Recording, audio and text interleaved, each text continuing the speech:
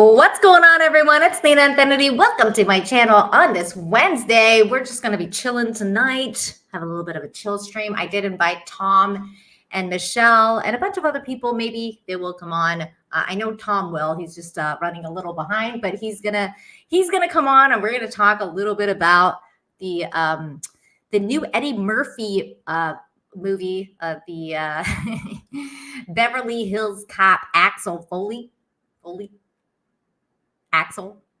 F. I'm just gonna call it Beverly Hills Cop 4 to whatever. I don't know why they didn't call it Beverly Hills Cop 4. They just wanted to call it Axel F. Even though it wasn't really about Axel, it was about his daughter. We're gonna get into all that. I have some thoughts. I made a really basic tweet, basic white girl tweet on Twitter when I watched the movie, and I was just like, this movie sucked. I was like, I didn't even have any words other than, wow, that was really shitty. It was so bad. So I was like, okay, we need to talk about why it's bad. Because some people don't understand why I think it's really terrible. And when Tom comes on, we'll talk about it. We're going to also talk about some other stuff. I think Michelle's going to come on too, so that'll be fun. We're going to talk about some Gladiator news. That the new Gladiator trailer dropped. That was interesting. It's weird when you hold out a little hope and you're like, man, yeah, maybe. You hear all this news and you're like, is it going to be good?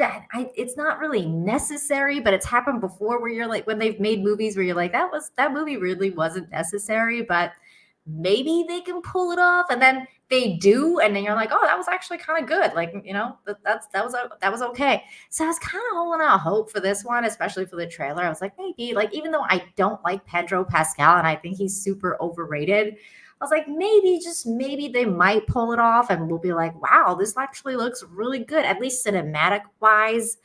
So I had some thoughts about that trailer. We'll talk about that a little bit. And then we've got some Kevin Costner news with his new movie, Horizon. That was a little bit of a letdown for a lot of people. The news, not the movie, because I've heard whoever has actually watched the movie has said good things about it. But the problem is not a lot of people have watched the movie. So we got news about that dropping. I got a whole bunch of Biden gaffes and stuff like that we can look at. Of course, Disney Star Wars is always in the news, in terms of, especially right now since the Acolyte's still going.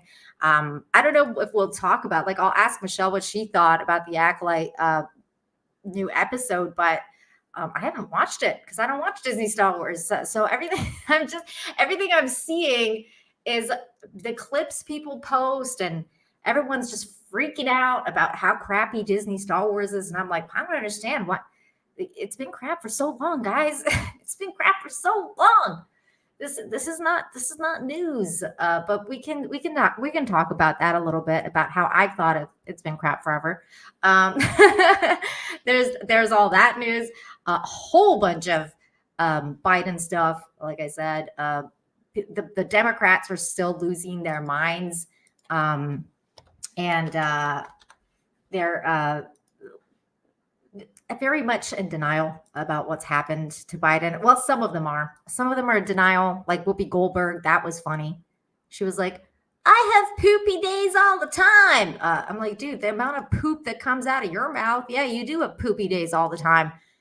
She's like, I'm still gonna vote for Biden, even if he poops. I was just like, all right, we'll watch that a little bit, make fun of that. We got Zerksmorks over on Rumble, which we, by the way, are live on over on Rumble. Says, well, what do we have here? We have some chill streaming going on. It's going to be fun. I'm going to talk about some stuff. Whoopi admits she poops herself daily. Exactly. I was like, what? What are you talking about? Tony says we're all tired of Disney. I think that is true. I think we're all tired of Disney, but not just Disney. We're also tired of just crap upon crap. Like I think, you know what? Let's start with this one, and I'll get the other panelists' viewpoints on this like later on. But I saw this, and I was unfamiliar. So I was like, I don't know what people are freaking out about. You know how Twitter is. Everybody's freaking out about it all the time. But I saw this, and somebody had posted the original picture for the Time Bandits, circa 1981. And this is the original movie, apparently movie cast of the Time Bandits. These are supposed to be the Time Bandits. Now, I had no idea about this movie. I'd never seen it.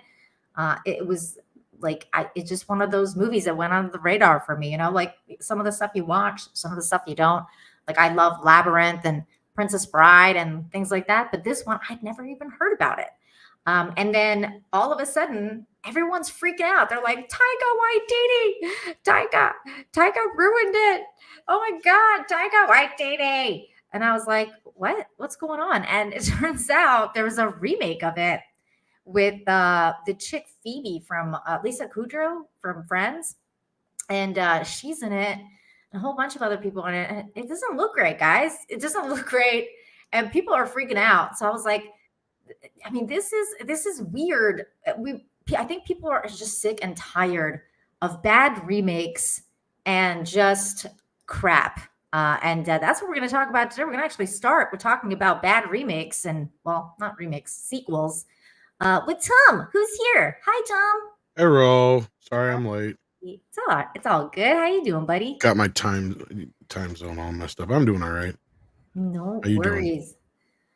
I'm just glad you're here because I needed to vent about that movie, which has been an absolute mess. Russell Hall's here though for $5 says, "Do you think future woke filmmakers? When they make movies about this administration, will cast a black gay actor for the role of Joe Biden?"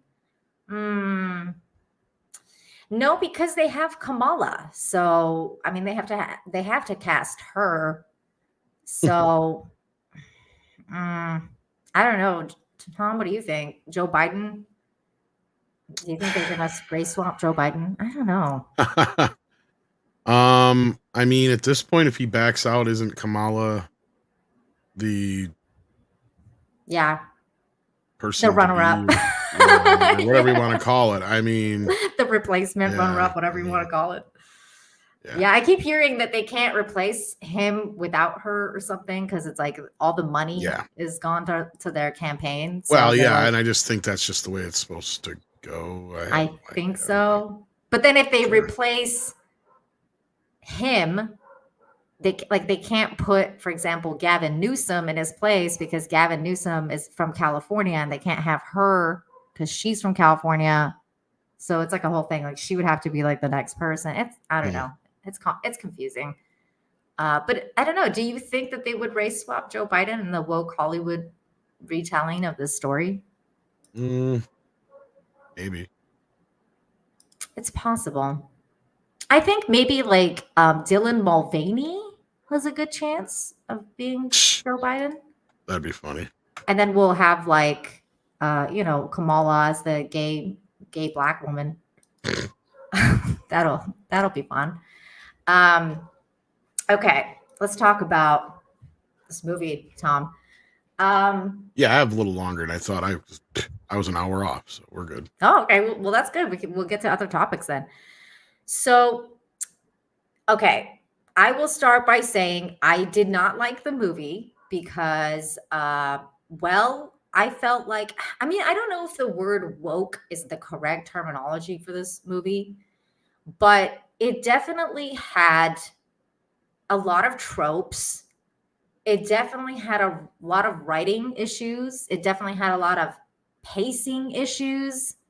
And all honestly, it was just boring, man. It was a boring movie that was it was trying to be like a daddy-daughter adventure story, but then it turned into like, let me, therapize. Like it was like a therapy movie with Axel Foley in the car instead of on a couch. Yeah, I've been calling it daddy daycare issues. It literally was though, because it was. And I mean, at first when it started, I was like, okay, I get it. Like they're estranged, whatever. And at first you're like, all right, this conversation is going on a little too long. And then I literally looked at my time, because at 40, I think it was 42 minutes, my husband tapped out. He was like, I'm done. I can't do this anymore. I can't listen to them whine about their relationship in a car anymore. Meanwhile, what's the white guy's name? Billy? He's missing. Nobody seems to give a fuck. I'm just like, where did this guy go? Like, yeah, that's one of my biggest complaints too. Yeah. Like, why? And that's the thing too. Like, I felt like if they had just taken out the role of the daughter completely and had made it so that Billy and him were doing things again, and then add the third dude. What's the third dude's name again? The like, not the character, but the guy, the actual actor, the guy from Third Rock from the Sun. The kid. Oh, Joseph Gordon-Levitt. Yeah, that guy. If they had just made it those three, I think the movie would have been so much better. It would have probably solved a lot of pacing issues. And then if you wanted to make it so that you have a daughter factor, you still add her in, but you don't give her like predominant parts. So you make it so that, like, Axel goes to help her daughter that's, got into a case that has just gone way over her head and she's in danger. And now, the three dudes have to do something to help her out, and help solve the case. Done. You don't need to have like this whole trope of like, missing father, but and at first, like, I thought it was going to be like, he's just a deadbeat dad that left her and her mom. But first of all, we don't even get a mention of the mother. Like, did you pick that? Like, did you pick up like who they do discuss it, but it's like very briefly. And yeah, they don't really talk about her like she's dead or anything. They really didn't, because I don't think she wasn't. I think she was still alive. Yeah, I mean, now at first, most of us, I would think, or at least most people assume, that her mom would be Janice from part 3. Because that's actually the only time we've ever seen Axel in any sort of like relationship. Yeah. And even then, it was just at the very end. But going by her birth date, that doesn't add up. So then we're also going off the idea that he must have had a kid before part 3, but we just didn't know about it. And not only that, what's he doing messing around with Janice if he's got a wife? Ooh. So yeah, like there's a lot of problems this movie has. I mean, and even if you get past that, even if they just screwed up, right? I mean, still doesn't matter. The mother has has some sort of a role that she played in this whole ordeal, because there is a hint that there was marital issues between her and Axel, besides the whole problem that sent, I don't know how spoilerific we're getting, but I think we should do spoilers. I don't think anybody cares. I mean, really, with a movie like this, it's like it's been out for a week. It's on Netflix, so it's not like it's a theatrical release. Yeah. So I don't see where spoilers should really be a big deal. But yeah, so the whole plot and everything is just kind of poorly written, poorly executed, badly written in a lot of ways. There's not much setup for all the payoff. There's a lot of talking in cars, like you said. A large portion of the movie is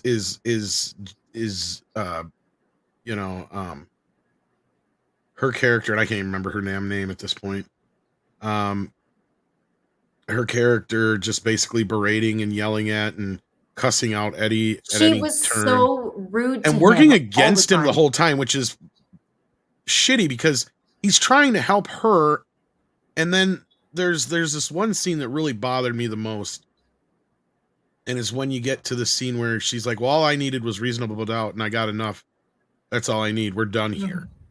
Right. Well, first of all, I don't know if that's really enough for your case, but that being said, the whole way you just treated your dad, and then he goes and he's like, then he just shifts his focus to Joseph Gordon-Levitt, and they start talking about solving the rest of the case and hopefully finding out where the hell Billy is. Right. Yeah. It's at that point. Yeah. It's at that point, then she gets all sorts of offended. It's like, bitch, you just told your dad to F off. Yep. And now you're getting mad at him because he's playing with your boyfriend. It's like, at least he's doing something, being proactive. Billy's missing, and I'm not going to say it was her fault, but she was involved in the situation, and that's the whole point of why everybody's doing this. And she just gets all pissy about it. It's like, you just told him to just go away, and now he's doing his thing, and you're getting like, what did you expect? And that's the other thing is the whole thing that their animosity is built upon, right? Mm-hmm. Is such a faulty tower of tell not show. Yes. And not only that, the whole point of this movie is based on a tell not show, because the only thing we get as far as like the actual case that this is all based upon is we get some fuzzy video that the bad guy wants.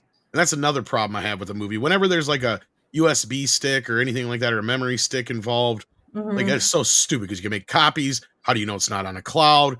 And then by the time we get to the end of the film, like, the bad guy has shown his true colors to so many people that he would have to go out of his way to kill so many people that the video don't mean shit at this point. Dude, and the bad guy was so, like, obvious. Like, it was like, it's like he shows up and you're like, okay, well, obviously he's the bad guy, because he wouldn't be the guy, like the actor that they would pick wouldn't be just some rando, And I'm fine with that, but it's how it's presented here. Because in each and every one of these movies outside the second film, right? Each movie, Axel already knows who the bad guy is. That's true. Mm-hmm. Like, he knows going into it. It's getting everybody else to believe him. That's right. Right. That's always the struggle. The only time it was a mystery was part 2, because they had no idea who gunned down Bogomil. Yeah. The main chief in the first 2 films. The first chief, yeah. Mm-hmm. So in this case, like, I don't have so much of a problem with that, but he's telegraphing it so bad that it's like, by the time you get to the other scene that really bothers me the most, when Taggart, like, you have Billy, who told you and quit his job over this case. I know. And your other officer telling you the same thing, that his case got screwed up because of this. And Axel now showing up out of nowhere telling you the same thing. I was like, is this guy high? You got a dirty cop. Yeah, and he's like, on? And he's just like, no, he can't be dirty. He can't be dirty. He can't be. It's like, dude, are you listening to yourself now? And then he throws Axel out of his office and tells him to get the fuck out. Like, it's like, dude, that is your friend of 40 years. He has been your ride or die. So is Billy. And you're telling these boys, no, I don't believe you. I believe this other guy. Mm-hmm. Some rando. Well, I mean, he knows him, and he trained the other guy or whatever that got killed. So that's why he doesn't believe they could be corrupt. But it's like, dude, it's like, how many people have to tell you this shit before you're convinced? But it was so funny the way Axel figured it out, though. Like, it's like he just randomly. Like, look at your watch. Look at the what you're wearing. Like, look at all the stuff that you can't afford that shit on a policeman's salary. And then, like, yes, you're right. Technically, this time it is a mystery to Axel. He has no idea. You're right. No, but he figures it out right away. Yeah, because it's deduction, right? Like, so it's just like that's why the Taggart thing made no sense to me. I'm like, are you for real? Like, why are you in such denial? That's why when Axel said, "Are you in on this?" Like, I was like, "Yeah, is he?" Because it's like, it's almost like he's going out of his way to deny that there's something going on. And it's like, are you just that stupid, or are you like in on this shit? Because that would make more sense if you're actually like, if it was actually tempted, you know what I mean? Like, tempted to take the money and just be like, okay, I'm just gonna shut the fuck up about this. Well, and Taggart's reaction to that, or it shouldn't even have got to that point. Exactly. Right? Because there's a great scene in the first movie where Bogomil sits down with Axel and he's like, look, forget what you can prove, just tell me what you know. You basically do the opposite of that scene where you have him go, look, Axel, I get it. Billy told me the same thing you're telling me. And I believe you guys believe what you're saying, but without any proof, Cade is just too powerful. Yeah. Right? Like, that's what the scene should have been. So it's like, bring me some physical evidence so I can go after him. Otherwise, I can't believe you guys. Yeah. Yeah. Like, exactly. I can't, I can't back you up here. Like, I mean, there's another way to play this to where you feel like Taggart's hands are tied. Right. But he's not, because you're right. Like, at this point, you're like, Axel's within every inch of his rights to go, are you in on this shit? Are you dirty? Yeah. Because you sure feel like you're standing in the way of this investigation.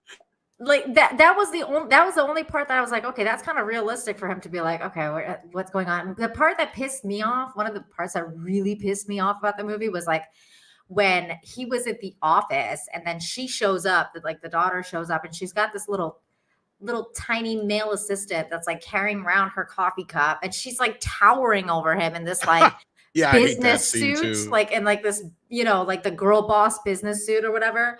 And he's like this little tiny little nerd looking like little weirdo, and she's just walking around like walking right behind her, and then she's like being so rude to Axel, and he's like, oh, there it is, the little dude. She's just like, and she's just like such a bitch to Axel, and he's like solving the case.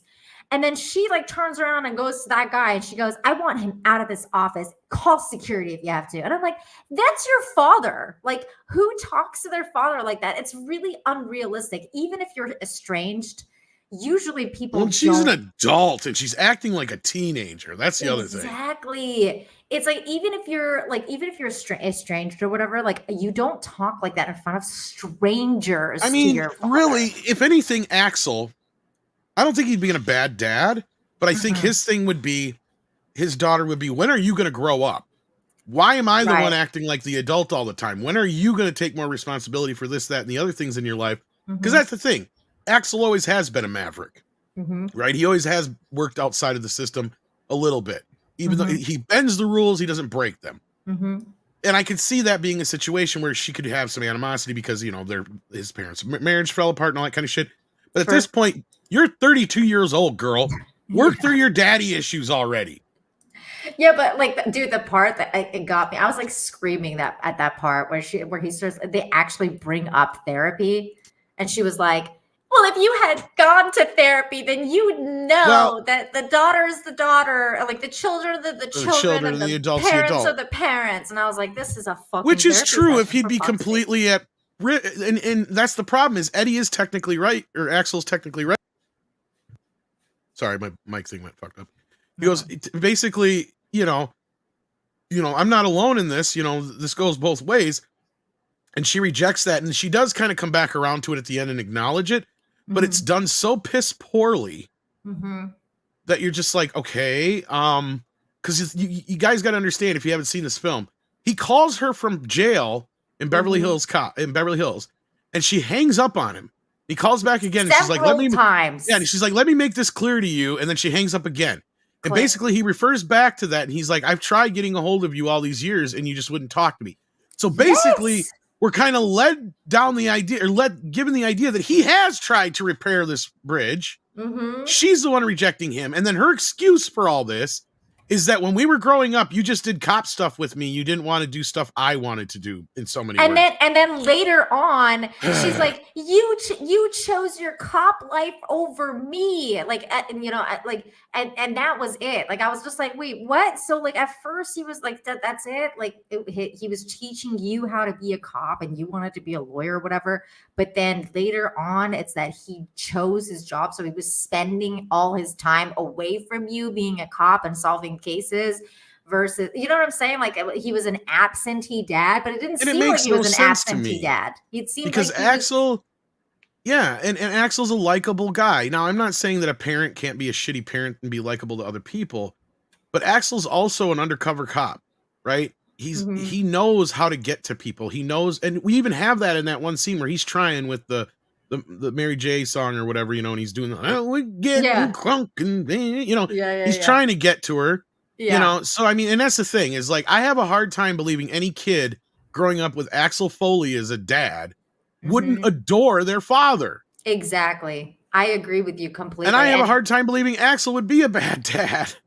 It's just, it doesn't work. It doesn't function in my brain like that. A lot of the stuff, that's what it was, is that a lot of the characters just didn't seem like themselves. Like, Axel didn't seem like himself. Billy barely seemed like himself. He was just like a male bimbo now that got captured within like the first 5 minutes of the movie. And you're like, okay, of course the white guy's useless. And then you had this other guy, this new guy.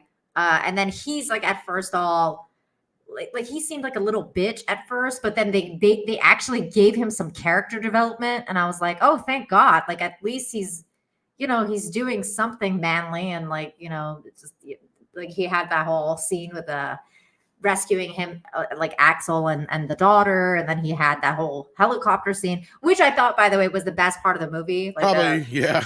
Yeah, the funniest. This is one of the only movie. jokes that are set up, because there's another joke with him that they set up throughout the entire film, but they don't pay off, and there's a lot of that in this movie. Mm-hmm.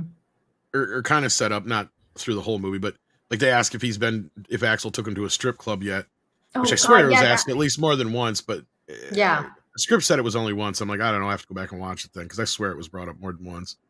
But anyway, they don't wind up at a strip club, which is the obvious joke, right? Yeah. And then you flip the table, because, you know, in the original film, it was Axel being all like, you guys need to loosen up. You know, like when they're in the strip club. Yeah. Or this time it's Axel freaking out because his supposed would-be son-in-law is in the strip club with him.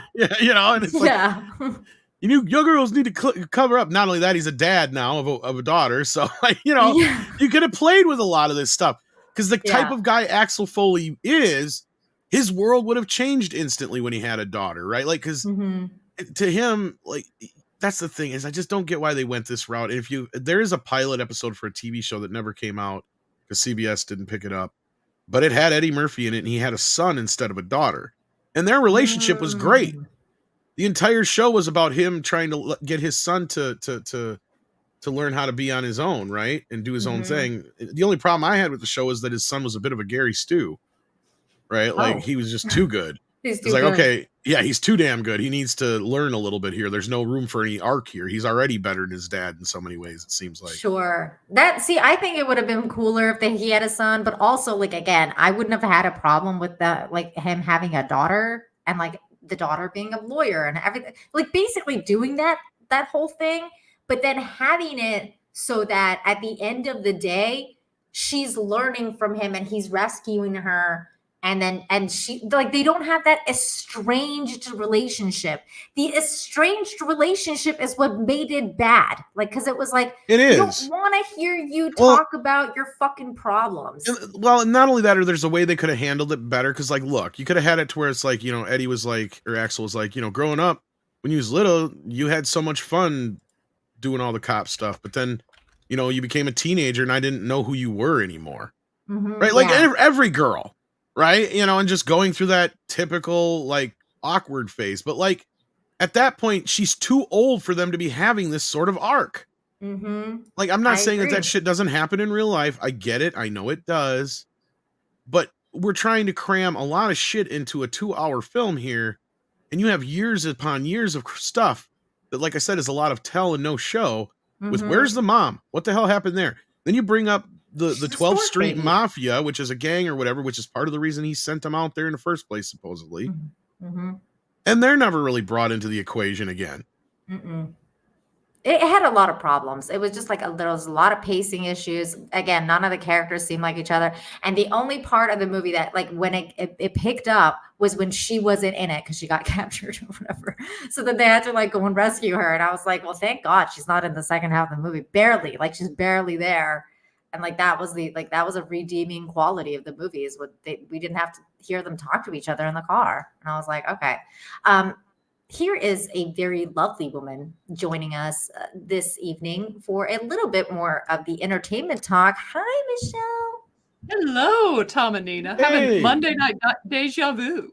I know. Isn't that weird? It's kind of weird. A little bit. But I like it. There, you know what? Michelle, we've kind of reviewed the movie because we both, like, didn't like it at all. We've kind of talked about the issues it has and why we didn't like it. But I would like to get your opinion on a couple things that really doesn't have anything to do with the movie. This just has to do with Eddie Murphy as a person.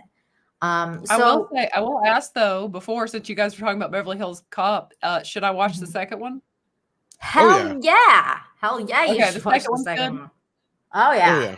Second one's great. Third one, not so much. It depends. The mileage will vary with you on that one. Yeah. But you know what's funny is the third one, I feel like the third one, I feel like, is way better than anything you would get today, including Beverly Hills Cop 4. So, like, it's weird that I didn't even know there was a controversy until recent years. Like, I know the movie flopped, but I didn't realize people disliked it so much. And then now with this one coming out, everybody's like, this is so much better than the third one. It's like, when was the last time you watched the third one? I know. Because, I mean, there's issues, but It's so much Tom, better, a much better written film than this. Mm-hmm. Would the third one kind of be like, because as Nina said, because of where modern entertainment is, people seem to not like Ghostbusters 2. But when I watched it, when Natalie and I watched it, we both really enjoyed it because like it's still a lot more entertaining than most of them. I know a lot of people would disagree with me, but I would compare it to Ghostbusters 2. I know everybody's knee-jerk reaction is going to be like, no, they're not this. No, yes, think about it for a minute here. The first two Beverly Hills Cop films are much more darker, down-to-earth, grounded action comedies, to where John Landis, the director of the third film, is the guy who directed like Blues Brothers and Coming to America and Trading Places and Animal House. So he comes from more of a comedy background. And I'm pretty sure the reason they gave him the job in the first place, not only because he'd worked with Eddie before, and that's a whole nother story, but because, and he said this himself, the studio told him Eddie is trying to be more serious. He doesn't want to be known as the funny guy anymore. So whatever you can do to make him funny without him knowing it, do that. Oh, that's interesting. So they had to kind of bowfinger the third film on Eddie. So I think that's why John shot it. And that's what people complain about, is how it looks and feels, is it's shot more like a straight comedy than an action film. And I think that's where most people's problem. It does have a bit more of a campy feel to it. I mean, as far as the laughs go, honestly, I would say the third film probably has more jokes and funny parts. More people remember the Okie Dokie Shuffle, but they still bitch about the third film. But once you see the movie, you'll laugh because you'll know what it is finally. But like that whole thing, and I think it's kind of ahead of its time, and some people don't give it credit, especially now that we know a lot about the Reedy Creek District and the kind of power that they had. Because this movie is kind of ahead of its time, because the main bad guy runs a private security firm, and his big gig is at Wonder World, which is basically a Disney World stand-in. So he's like the most powerful guy in Southern California besides the police. Right? So like that's kind of the whole... Yeah. That's funny. So there's a lot of stuff in the movie that I think people forgot about, but the second film is probably the closest to the first film as far as feeling and the characters and all that stuff. The sequel was great. I mean, Beverly Hills Cop 2 is great. Like, definitely. The only big difference between the two is that you can tell the second film, they got a lot more money to spend on it. Tony Scott directed it, the guy who did like Top Gun and stuff like that. So it's much more slicker. Yeah. Like, yeah. You can tell. Yeah. But I wanted to bring up this thing that Tom tweeted yesterday. Because I find it interesting. The mentality of people would grow up to like watch. I think this goes back to 30 years ago, because that's probably about the last time I remember Eddie really doing the laugh. So I agree with you. I agree with you. But I think like what I want to bring this up on is like basically kind of like the bigger picture of the kind of person Eddie is. Because after this, like, you told me about what he said about David Spade. And so like I want to kind of like go doing that, and then also tell you like my experience with Eddie Murphy, because I've known people that worked with Eddie, like very close people to me, and they've said things like Eddie is one of the most difficult people to work with, and this was years ago. Very, very not down to earth, extremely selfish. Very like basically very extremely high maintenance kind of actor, like those people that are like, they're just like nothing's good enough for them on the set, and like, they just like basically talk down to everybody. Like that's the kind of person he was. And this is according to like a lot of people I've knew that have done extra work on sets with Eddie Murphy, because he used to film in Vancouver. And so a lot of people that were working as extras I knew had run-ins with him, and they all had very unkind things to say about Eddie Murphy. And I thought this quote was interesting that says, that was my real laugh.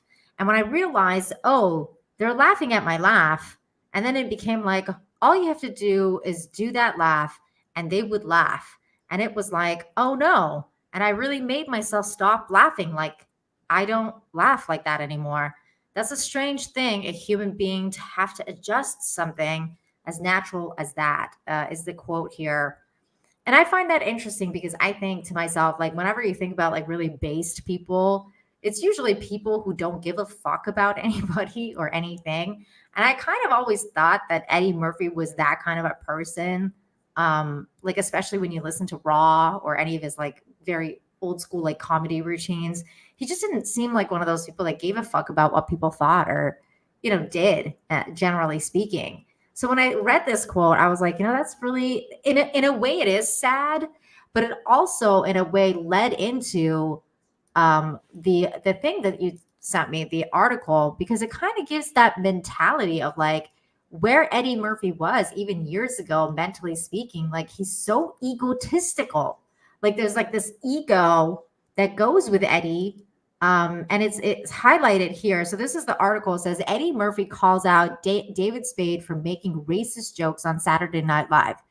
And the story goes that in 1995, Spade did a sketch called Hollywood Minute, where he showed a picture of Murphy, whose horror movie Vampire in Brooklyn bombed at the box office, and said, "Look, children, it's a falling star. Make a wish." Dude, that's kind of funny. Like, yeah, that was like that live, their news segment where they always roast people. Like it's just their thing on SNL. You know what I'm talking about? What is it called? Weekend Update? Yeah, like they always roast It was people. something like that. And they always had the different images and they would just like roast whoever it was. Yeah, I remember. And I mean, that's not even like a roast. Like that's pretty mild. It's so milquetoast. And apparently that really hurt Eddie's feelings. Like really, really hurt Eddie's feelings. And he says, and I don't have an issue with his ego being bruised. My issue is that he called it racist. That's my issue. Sorry. Yeah, like what about that was racist? You're right. You're right, because it leads into this whole narrative, right? But I'm wondering if Eddie was always like that, or if he's really thinking, if he's using the racism thing now, or if he really thought back then that David Spade was being racist, because racist would imply that he's doing it because of the color of his skin, right? That's what the implication is here, that David Spade would be making that joke because he thinks this black person is inferior to him. That's what the notion is. But in this, when you kind of keep on reading and you find out like what he says, he's like, I was like, yo, it's in-house. I'm one of the family and you're fucking with me like that. It hurt my feelings like that. See, and that's fine. I understand that because he's one of the SNL alums. He was one of the SNL crew. We should be off limits. I mean, I don't necessarily agree with that, but I can see where he's coming from with that argument. But I can also see if you're a comedian, you should be able to take a fucking joke, right? Like, right, I mean, that's right. not... But like I said, like I don't agree with his argument, but I can say that's a sound argument, right? Like, look, this is supposed to be our house. The least we could do is be nice to each other. Because you're right, like it's nothing new for comedians to go after each other, especially behind their back. Holy shit! Yeah. Like, you think certain women are competitive and bitchy and oh god, you should see some comedians. I've heard some stories from Chrissy Mayer. I'm sure I was gonna say ask Chrissy and Carrie about that shit, probably. Yeah. And so he goes on to say, "This is Saturday Night Live. I'm the biggest thing that ever came off that show." See the ego? Like I'm like, he's not wrong, but yeah, again, the ego hurts, man, because I'm like that. This is the same thing that like I've heard all my friends say. He's egotistical, wasn't nice to anybody, never down to earth. Murphy continued, "The show would have been off the air if I hadn't gone back to the show. And now you got somebody from the cast making a crack about my career. And I know that he can't just say that. A joke has to go through these channels. So the producers thought it was okay to say that. And all these people that have been on that show, you've never heard anybody make a joke about anybody's career." So, and again, I feel like that maybe perhaps there was jealousy involved. Like, I'm not so sure. I think they made some cracks about Chevy Chase once or twice, but I'd have to go back and check. Didn't they make cracks about Farley all the time? Like about how he was fat and stuff like that? In that respect, perhaps. But I mean, I'm talking about career-wise. Like, I'd have to go back and dig. But look, here's the other thing: is he's acting a bit like a jerk because he didn't come back for a long time. Because at that point, he had. How long did he go for? I'm trying to even remember the last time he hosted until more recently, because that was the first time he had come back since this whole incident. Because they had 2 anniversaries in between there, and he refused to show up. Wow. Yep. And this was the reason. This was the inciting reason that he's just hanging on to that, like all of these. He was, wow. And then he finally got over it and came back on. What was it, 2 years ago or whatever it was when he came back on SNL? It was a great Wow. episode. It was fine. I mean, but that's the thing is he held that grudge so hardcore. That's a And he long is somebody time. who does hold grudges for some weird reason. In fact, that's why I'll try to tell the shorter version of it. I don't even honestly know what happened between those two, but him and John Landis, I'm surprised they ever made Beverly Hills Cop 3 together because, as I said before, they had already worked a couple of times together before. But something happened on the set of Coming to America that those two had a falling out over. I don't know what it was. I haven't been able to pinpoint it, but he went on Arsenio Hall a short time after that, and he was asked about it, and Eddie's response was, look, Vic Morrow has more of a chance of working with John Landis again than I do. Now, for those who don't know who Vic Morrow is the guy who died during the making of Twilight Zone part that John Landis filmed. Yeah, I was going to say, isn't that guy dead? Yes. So that sent ripples. Like that whole thing was like Eddie, like, I mean, so honestly, him saying that to me was worse than what fucking David Spade said. All David Spade said, oh, look, catch a falling star. Yeah. Like that's all he said. And you know what? Like, again, maybe there's a hint of jealousy there, like as at how famous, Eddie Murphy was. And like, David Spade never kind of made it that high. And so you're like, oh, he had a bomb. Let me do a little dig. I still don't think it was racism though. And this is what he says. He's like, Murphy added that most people that get off the show, they don't go on and have these amazing careers. It was personal. It was like, how could you do that? My career, really a joke about my career so I thought that was a cheap shot. And it was kind of like, I felt it was racist. That's where I was beyond that, I feel like many people have left SNL and had really good careers. A lot of people. Yeah. I mean, Eddie's not wrong. He had the most successful, but yeah, I know. He has had the most successful. He's not wrong about that. And again, I'm with him at least on his argument as far as I understand where he's coming from up until the racist bit. Like that's the part I don't get. It's like, and I wonder if that's the thing though. Like he's like, I felt it was racist. And I'm wondering if he actually thought it was racist then, or if he's saying that now because the racist thing gets you clicks right now. So it's like, and that's another thing going back to the film is the race bit was a lot more prevalent in this movie than any of the other films before. The first minute, bro. Like in the first 3 films, I think it comes up 3 or 4 times total. In this, it's like right away, and then it comes up again and again and again. Like it was like literally within the first dialogue where he's sitting with that guy in the what was it, the arena, the hockey arena or whatever, and then he's just like, I don't know, he's just talking about like white jokes and black jokes. And I'm just like, dude, I mean, it's laying it on a little thick, and then it felt like at first it was like, oh, are they gonna go like totally anti-woke? I can get behind that. That's fine. But then it was just like it didn't fit. Like the tone just didn't fit. And then I don't know. It just went from bad to worse. So yeah, it's in the long run, it's all good. He told New York Times, worked out great. I'm cool with David Spade, cool with Lorne Michaels. I'm back to SNL. I'm cool with everybody. It's all love, even though maybe it was a little racist-y things. I mean, that like if I was David Spade, I'd be like, how is it all love when you're telling people that I'm a fucking racist? Like, the hell, man? Yeah. like you're like, he's in the media calling like this white dude a racist in this such a divisive time, and then he's all like, it's all love though. Don't worry about it, bro. That sounds a little weird to me. Brett, thank you for the $5. Says, I'll see you this weekend, Michelle. I can't wait to meet you. Where are you going? He'll be in Knoxville at the Fanboy Expo where Gina's going to be and Jay's going to be there. A few of us are going to get together. Oh, that's nice. I will be there. Okay, well, so everybody in my chat, you should know that that's where everybody's going to meet up apparently. So if you want to be one of the cool kids and want to meet Michelle, if you're in the Knoxville area, come. Knoxville area. Do you guys have like a poster or like a meetup thing or anything to promote it that you want to? No, we don't yet. So we've just been telling everyone to look at like Valiant Renegade, ours, and Jay's Twitter feed. But I mean, we'll all be there at the expo on Saturday.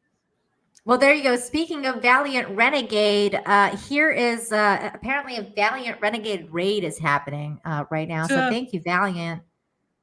He was invited to the show, but he was. I I think don't he know if had he's his own watched show. Beverly Hills Cop 4 yet. Yeah, I was on his show before, but either way, I can see. I say he's probably just got done with his. He's probably gonna go eat supper. Yeah, that's okay.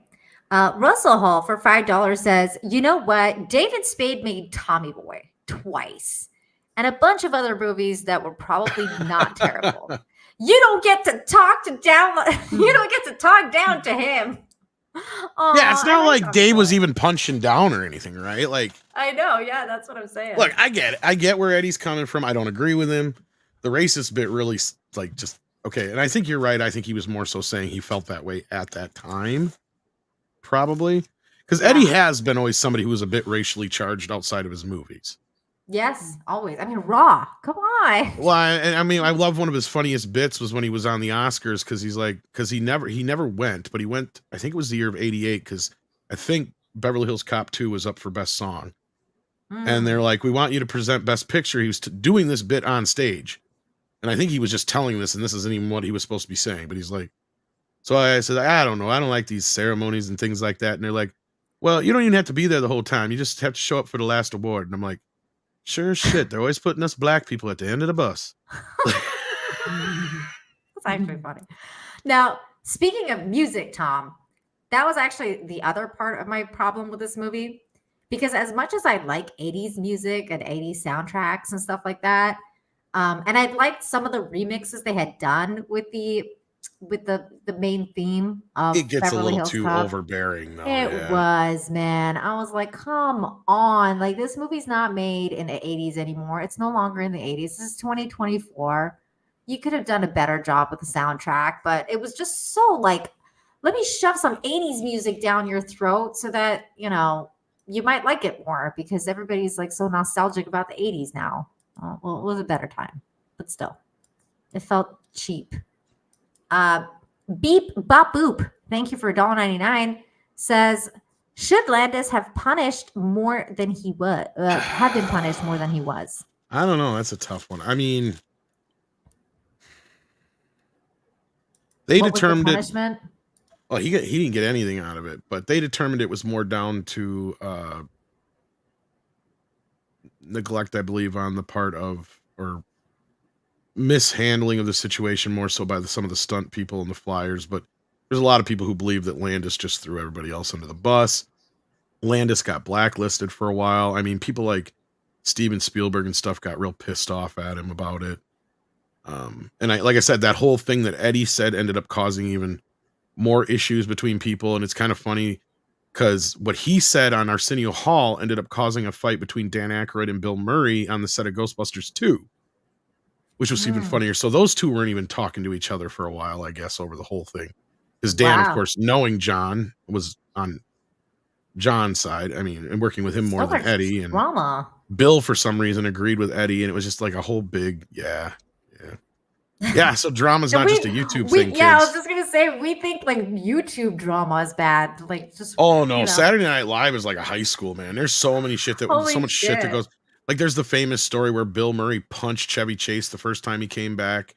There's a lot of stuff. Oh, yeah. I think I heard about that story. Or, like, there was another story where, who was it? Like, because Joe Rogan was talking about this, where somebody would go and punch, like, somebody went and punched somebody in the face. Oh, Robin Williams got punched in the face because somebody stole his jokes or something. Yeah, he stole a joke. Yeah. I was like, dude, these people are hardcore. John Belushi would always get into scrapes too. Yeah. Christy's here. Hey. Says new Beverly Hills Cop fucking sucked. Oh, too bad you didn't like it. It sucked. I'm with you, girl. That movie fucking it was not great. I'm not surprised. It did nothing for me. Brett, thank you for another two. Says, what are your favorite go-to comfort movies? Ooh, that's a really good question. Tom, what are your comfort movies? Well, Beverly Hills Cop is actually one of them, but otherwise, RoboCop, Gremlins, Jaws, Superman the movie, or probably Ghostbusters, probably my top 5. Back to the Future. That's really good. Michelle's away right now, but when she comes back, she can tell you. I guess mine would be, I'd like.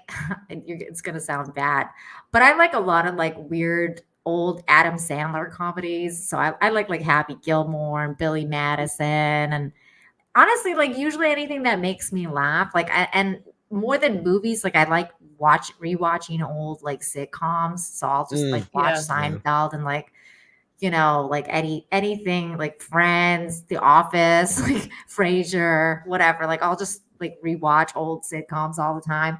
But I just like comedies. So anything for comfort stuff, that's always comedies that I go to. Definitely nothing that makes me cry. When you need comfort, I don't want to cry. So I don't watch like dramas or anything. What about you, Michelle? What are your favorite comfort movies? Man, I've got so many. It's kind of like you said, like I even like some of those Sandler movies you mentioned. Usually just kind of more lighthearted things, Mhm. or I mean, the original Star Wars trilogy is a good comfort for me. Sure. But Yeah. it's kind of like you said. I have more comfort shows that I watch than actual movies. I would say that I go to.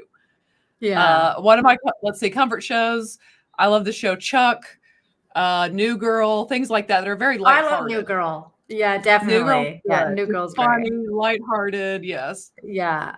I like yeah, I like girly movies, anything that's like super girly. I I mean, like Gilmore Girls. Like I just yes, literally yes. I was like I was telling them I started watching Melrose Place the other day because I need like girly drama in my life, like girly like laughable drama. So you So like Gilmore Girls? I love Gilmore Girls. I don't just Okay, like then it. you I love it. absolutely have to watch, of course, since she's playing Lois Lane, you absolutely need to watch on Amazon Prime, The Marvelous Miss Maisel, because You've that is told me this before. I gotta because watch this show. I was watching that show and I was like, "Man, this is like an adult version of Gilmore Girls." Okay. And then come to find Sold. out it's the maker of the Gilmore Girls. Oh my god. Okay, sold. Okay, I'm gonna definitely watch it. Yeah. You know what's funny is Lord of the Rings. That can be a comfort movie for me, depending on like if I have the time to watch them, because it has to be the extended cut.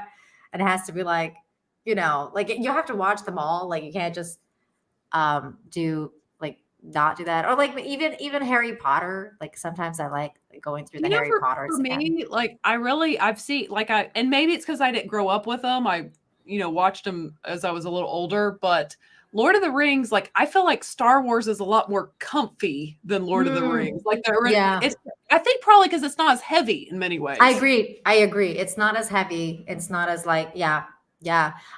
Okay. You know what? I'm gonna call bullshit on I'm just joking. This is the part beep bop boop says I'm looking forward to Happy Gilmore 2. And I'm torn because I love Happy Gilmore, but again, it's one of those sequels where I'm like, I don't know if we're gonna need a Happy Gilmore 2. But then again, like if Adam Sandler comes out and knocks it out of the park for me, I'm not going to hate it, But I will tell you this kind of leads into the next story we're going to talk about, which is the Gladiator. Like Gladiator 2 trailer dropped yesterday. Did you guys watch it? I still have to react to it for our members. I haven't watched it. Oh, you haven't watched it. No. We can't talk about it then, Michelle. Well, you can talk about it. I mean, I don't care to talk about it. I'll still watch it for members. Okay, because I feel like you have to watch the trailer to really understand what we're going to talk about. But Tom, what did you think of it? Did you watch the trailer? Oh yeah. Ooh. Oh, I'm sitting here going, how does a straight to video movie?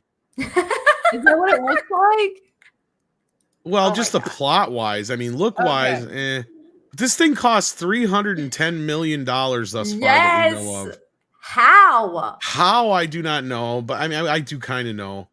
But I mean, just the fact that Paramount spent that kind of money on this film is just insane. I'm just gonna play you some parts. No, that's fine. I think that part of the reason that it costs as much as money as it did is because Denzel's in it. Like you gotta pay Denzel. Denzel's gonna take a lot of fucking money. There he is. Yeah, but he's only getting like 10 million tops ish. You think so? Oh yeah, because that's about his asking price. His normal asking price is only like 7 or 8 tops. So like him getting a $10 million payday, I could see as an extra plus. Okay. But I But then mean, you also got Pedro Pascal, so you yeah, got like, there's a lot of like good cast, and then you got the CG bit, which is basically all of it. Because I don't think this stuff is set stuff. Do you, Tom? Like the Coliseum stuff and stuff that they're doing. I think it's all CG, right? I think they built a lot of sets and they did use some practical bits, but I have no idea, to be honest with you. I just know it got shut down during the strikes and stuff, and that's one of the reasons why it ballooned. But even the original budget was like 250, which is insane for a sequel like this. Because this is like, again, you don't even have the original star. No. You're 20 years removed, more than, I think, at this point, than the original. And it's not like we've had 3 or 4 other films in between here to build up this. It's just, it seems off and silly to me. The reason I think it exists, though, is I think that after Top Gun 2, a lot of people in Hollywood, Paramount especially, who's behind this, probably went through a lot of their films and they said, well, what are other films that men like that we can revive? And they're like, oh, Gladiator sold a lot of DVDs, especially around Father's Day. So yeah, like I'm sure that was part of the reason, because this is a movie they've talked about and talked about and talked about for years. And at this point, it's like, there's no way this movie's ever making its money back. I mean, Ridley Scott just got away with practically murder here, if you ask me. But I agree with you, because Ridley Scott's been falling off for quite a bit. And I'm like, I don't know, man. I don't know if this movie is going to be any good. And honestly, I think the thing that I hated the most about the trailer was, my God, what in the fuck was that music? Like the weird rap, like in the old one, it wasn't, what was it? Wasn't that Hans Zimmer that did the old? It was Hans Zimmer, yeah. Like, I mean, you had some of the most amazing classical music that was like just made for the movie. Like it took you into the movie, you got lost in it. And here you have a trailer where you have like modern auto-tune rap. Michelle. Like it's unbelievably bad. Like I was like, and I don't know if this is gonna be in the movie, but I can tell you not. The trailer. Every time Denzel comes on, they play modern rap. So bad. It was the worst music I've ever heard for a trailer. And I was like, this is it was a little bit weird because I just can't see them doing it for the actual movie. But then again, if they do it for the actual movie, that would be actually kind of fucked up. Like, I have no idea if they would. Do you think they're gonna have rap music in the movie, Tom? Surely not. Like, surely not. I mean, it's set in Rome. It's the Roman Empire. There can't be rap. That's just a no. This isn't Baz Luhrmann doing his own funky take on the Roman Empire. Well, apparently it is. Magnus Norris for $10 says, just why? And then another $10. Thank you, Magnum Norris. The original was perfect, so just why? Dude, because money. But then again, I don't know, because how much money are they going to spend? Like, they're spending $310 million and then thinking, how much are they thinking they're going to earn back? Like, this movie's not going to make a profit. So I have no idea, like, what they're thinking over here. And then Magnum Morse again for another $10. Ridley Scott, you're pissing on your legacy. Honestly, I think you're kind of right. He's been doing that for the last decade and a half or so. I mean, really. Like with Prometheus? I mean, everything since Prometheus on, basically, yeah. God damn, like Prometheus. As far as I'm concerned, the only good movie he's made in the last couple decades was the Mars movie. Which one was the Mars movie? That one's got The Martian. Matt Damon. Martian, yeah. Oh, with Matt Damon. Oh, I didn't even know that was. And that's based on a book. So I mean, yeah. That's more of it. Feels more like a Matt Damon movie than it does. I will say this: I actually did like Raised by Wolves, especially the first season. Second season fell off, and then it got canceled. I haven't seen that, so I can't. was very good. The first season was very good. The first, like, especially the first 3 episodes, I think first 2 or 3 episodes that was actually directed by Ridley Scott was extremely well done. But then it was, he's weird though. He's weird, and he couldn't kind of land, especially the second season. So then they canceled it, which is too bad because I would have liked to see the ending of that. But thank you, Magnum Norse, for that generous $10. And then Russell Hall is here saying they're going for A Knight's Tale in ancient Rome. You know what? That would have been more creative to do something like that and not call it Gladiator 2. Exactly. Yeah, because I wasn't a fan of Knight's Tale, but I get those who were. Right. And if you're going to do that kind of a thing, yeah. If you're going to do that kind of a thing, I mean, and as far as the hip hop business, I mean, I heard some rumor, I don't know if it's true or not, or somebody was joking that the soundtrack was going to be chock full of a bunch of rappers. No. Yeah, that's like I had no idea. Like, do you think they're actually going to I don't know if it's true or not, and in this day and age, I can't say that it's a joke. You know what I mean? Like, bro, it was so bad. And then the funniest part was, like, I was like, I actually didn't mind Denzel in the trailer. And then I kind of like said, like, I think the best thing about the trailer was Denzel, because I don't actually think, like, I hate Pedro Pascal. I don't really care. Well, and I asked if there was even any reality to this, to like Andre and a few other people who know a lot about history. And there's like, well, there was slaves that, ended up owning slaves. But I'm like, yeah, but was there a slave that ended up bringing down the Roman Empire? So I mean, like, that in and of itself is kind of a like Spartacus, like a woke story of sorts. And then, like, well, there was definitely black slaves that could work their way to not being slaves. But the thing with the Roman Empire, though, was that everybody was slaves. Well, that seems like it's kind of addressed in the film, so I'm not throwing it under the bus in that respect too much. But, like, okay, the whole rap thing, if this is real, like, I see some people are like, oh, it's just got rap in it just because it's got Denzel Washington in it. And I said, I'm sitting here thinking about it, I'm like, no, I think that it's partially the story that they're telling. It's because I think they're really trying to appeal to the black audience with this story. I think it's the other. Well, I don't know if it's the black audience thing, but I think it's that, honestly, I think the studios are so desperate to get the Zoomers to like anything that they're making, that they're like, you know what, put some of that Zoomer music in there, because I don't think they think that the people who are watching Zoomers really into just straight kind of like hip hop rap stuff, though, necessarily. I don't know. Well, they're into, like, the auto-tune, weird, maybe fast-paced. I don't know. I was kind of looking at it from the angle of trying to get the older men in, like with Top Gun, like I said before. And I think the other demographic they probably looked at is that this movie is probably popular with black men. That was the other thing I was thinking of, probably why they did this. Because let's be real, this trailer was either put together by Ridley Scott or one of the 2 or 3 marketing firms there are in Hollywood that run all these things. And that's why this feels like every other trailer we see too. Because they're all the same. They're basically, somebody says something really quiet, then mix in 80s song with orchestral music, or rap song in this case. Big slam, silence. Say something else really cool. Then scene, bombard. Scene, bombard. Title. I tag scene. Tom just literally explained the entire trailer. Why is this trailer 3 minutes and 10 seconds? This is the other thing that I was going to say, Michelle. They tell the whole fucking story in this 3 minutes and 10 seconds. Like, I'm like, I don't feel the need to see this movie. Oh, I forgot the part in the middle where somebody just screams something. Because it's like, scene, holler something loud. Scene, title.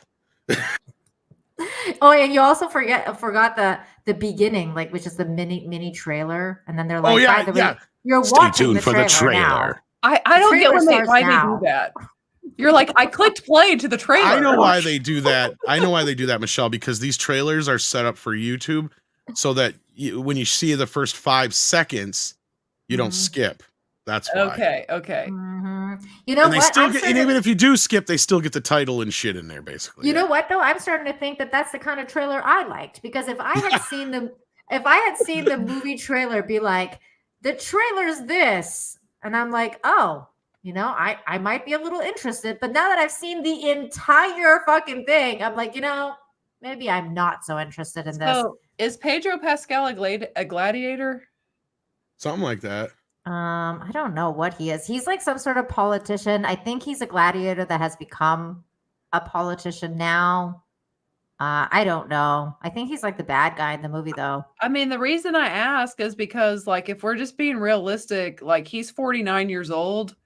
Like Russell Crowe, I would say, was in his 30s when they did this movie. I'm just, we talk about peaks, like physically, we have peaks, and it's not 49 years old when it comes to being a gladiator. I'm just gonna throw that one out there. Just throwing it out there. They do the famous animal scene though, but this time instead of a tiger, we got a rhino. There it is. I noticed that. Cool. I mean, this stuff is so stupid. It's like you're doing the same movie. Why? And on the store. Go ahead. Oh, I was gonna say what made the tiger cool is it came out of nowhere and it was like a jump scare. Like you're like, oh, there's a tiger. Yeah. The rhino is just like prancing around. The rhino is just like there. He's getting ridden. Everyone's like, oh my god, there's Denzel giving this Denzel look. Like, oh. Apparently he does his like famous laugh from what's it called? What is that movie? The one that he's a cop in. I don't know why I want to keep saying Breaking Bad. Training Day. So everyone's like, oh, it's like Training Day for like in Rome. And I'm like at first I didn't think about that, but then when people started saying that, I was like, it does kind of seem like Training Day in Rome. Like this is the funniest shit ever. Let's see if I can catch the scene where he's like, there he is. There he is. He's doing the little laugh. Is he actually giving this guy like that's a very modern handshake. Oh no, never mind. I thought he was doing like the, fist. But they shook hands. Never mind. See, this stuff, I don't know if this is sets or not. I feel like a lot of this is like CG, especially the could be a combination. Yeah. Yeah. There he is. Combination. What do we think about Pascal, you guys? I feel like Pascal's just so overrated for me at this point. I'm like, I don't know. He's in everything. I feel like a younger gladiator would have killed him, is what I think. Because he's 49. Ouch. Magnum Norris for 10 says, how about creating a new movie? How about that? Magnum Norris, that would require some creativity and some, actual, I don't know, some actual passion from these people. I don't think they have anymore. I really don't. I think a lot of these people have no passion, no creativity. Russell Hall for 2 says, Dollar Store Russell Crowe. That's what apparently I think he's saying that this is. Are you saying Pedro Pascal is Dollar Store Russell Crowe, Russell Hall, or the other guy? I think he means the other guy. Yeah, because the other guy, this guy. I didn't even know who he was. I don't know who he is now. I don't know who he is either. He kind of sounds like Russell Crowe, and that's about it. Who is he? Let's look him up. He's a guy. I think he was like in a girly movie or TV show or something that Ridley Scott discovered him on. That sounds really gay. I read something like that. Like he found him on some. I think it's a girlier movie or show. Okay, hold on. Let's see. Gladiator 2. His name is Paul Mescal. Yes. Mescal. That's a good tequila. Let's see. What's he in? He's in Normal People. All of Us Strangers. Here, hold on. Let me share this screen so you guys can see this movie list. I haven't seen any of these things. I have no idea who this person is. Normal People, I have no idea what that is. All of Us Strangers, After Sun, Gladiator 2, Foe. See, look, The Lost Daughter. All of Us, so it all looks girly. God's Creatures, Carmen, History of Sound. I don't know what the hell this is. The Deceived. That sounds like a horror movie or something. But look, the only one I've heard about is the other one, Foe. I've heard of this one because I think Emily Blunt is in this. Is she? Oh no, it's not that one girl. That's the other girl. Okay, never mind. But I have heard of this movie though. What is this about? Something. It's Hannah Jr.'s quiet life is thrown out into turmoil when uninvited stranger shows up at their door with with a Starly proposal. I think I've seen this, but I don't remember. Or at least I've seen like a trailer or something for it. Let me see here. Sorry, guys. Yeah, you didn't have to worry about that right away. Let's see. Mezcal is not tequila. Mezcal is a type of tequila. It's very high grade. Trust me, I live in Mexico. I would know. You want mezcal? Mezcal is like very, very high class tequila. So is that like do the Mexicans, do they really just like tequila? Is that it? Is it with Russia? Well, and beer, like it's cerveza and like tequila. Like really everything else. I mean, they like alcohol, just generally speaking, but just beer and tequila is like the thing, you know? Mezcal is, I don't know. They just really like it. It's like distilled alcohol, I guess. I don't know. They really like mezcal. I know that. Let's see. John Burns, thanks for the 279. Says, watch The Unbelievable Right of Massive Talent. It's a good Unbearable Weight of Massive Talent. That did make me laugh out loud. I haven't seen that. What's that? That was it's Nick Cage and Pedro Pascal, and Pedro Pascal, I would have to say, was great in it. Like they both together were hysterical. Unbearable Weight. It's a great movie. Yeah. It was funny, Tom. Nicolas Cage just plays himself in it. Yeah. Massive Talent. Okay. Speaking of Nick Cage, somebody just asked him, like, out of 21 movies that you're in, what would be your favorite movie that you've ever what's your favorite movie that you think everybody should watch? Did you guys Ghost Rider 2? Do you know what he actually picked? Because I have the answer. Raising Arizona. No. I'm guessing. I have no idea. Michelle, take a guess. What do you think that out of all of his movie, Nick Cage? I feel like it's going to be something that people don't really like as much. Probably Pig or something. That's it. That's the one. Yeah, I was going to say it's probably one of his. Pig. I haven't seen it either, but now that he said, I think that this is the movie that everyone should watch out of my entire career. Now I want to watch it because I'm like, okay, apparently that's the one. It's the one that everybody thought was like John Wick, but then when they saw it, realized it wasn't as much like John Wick.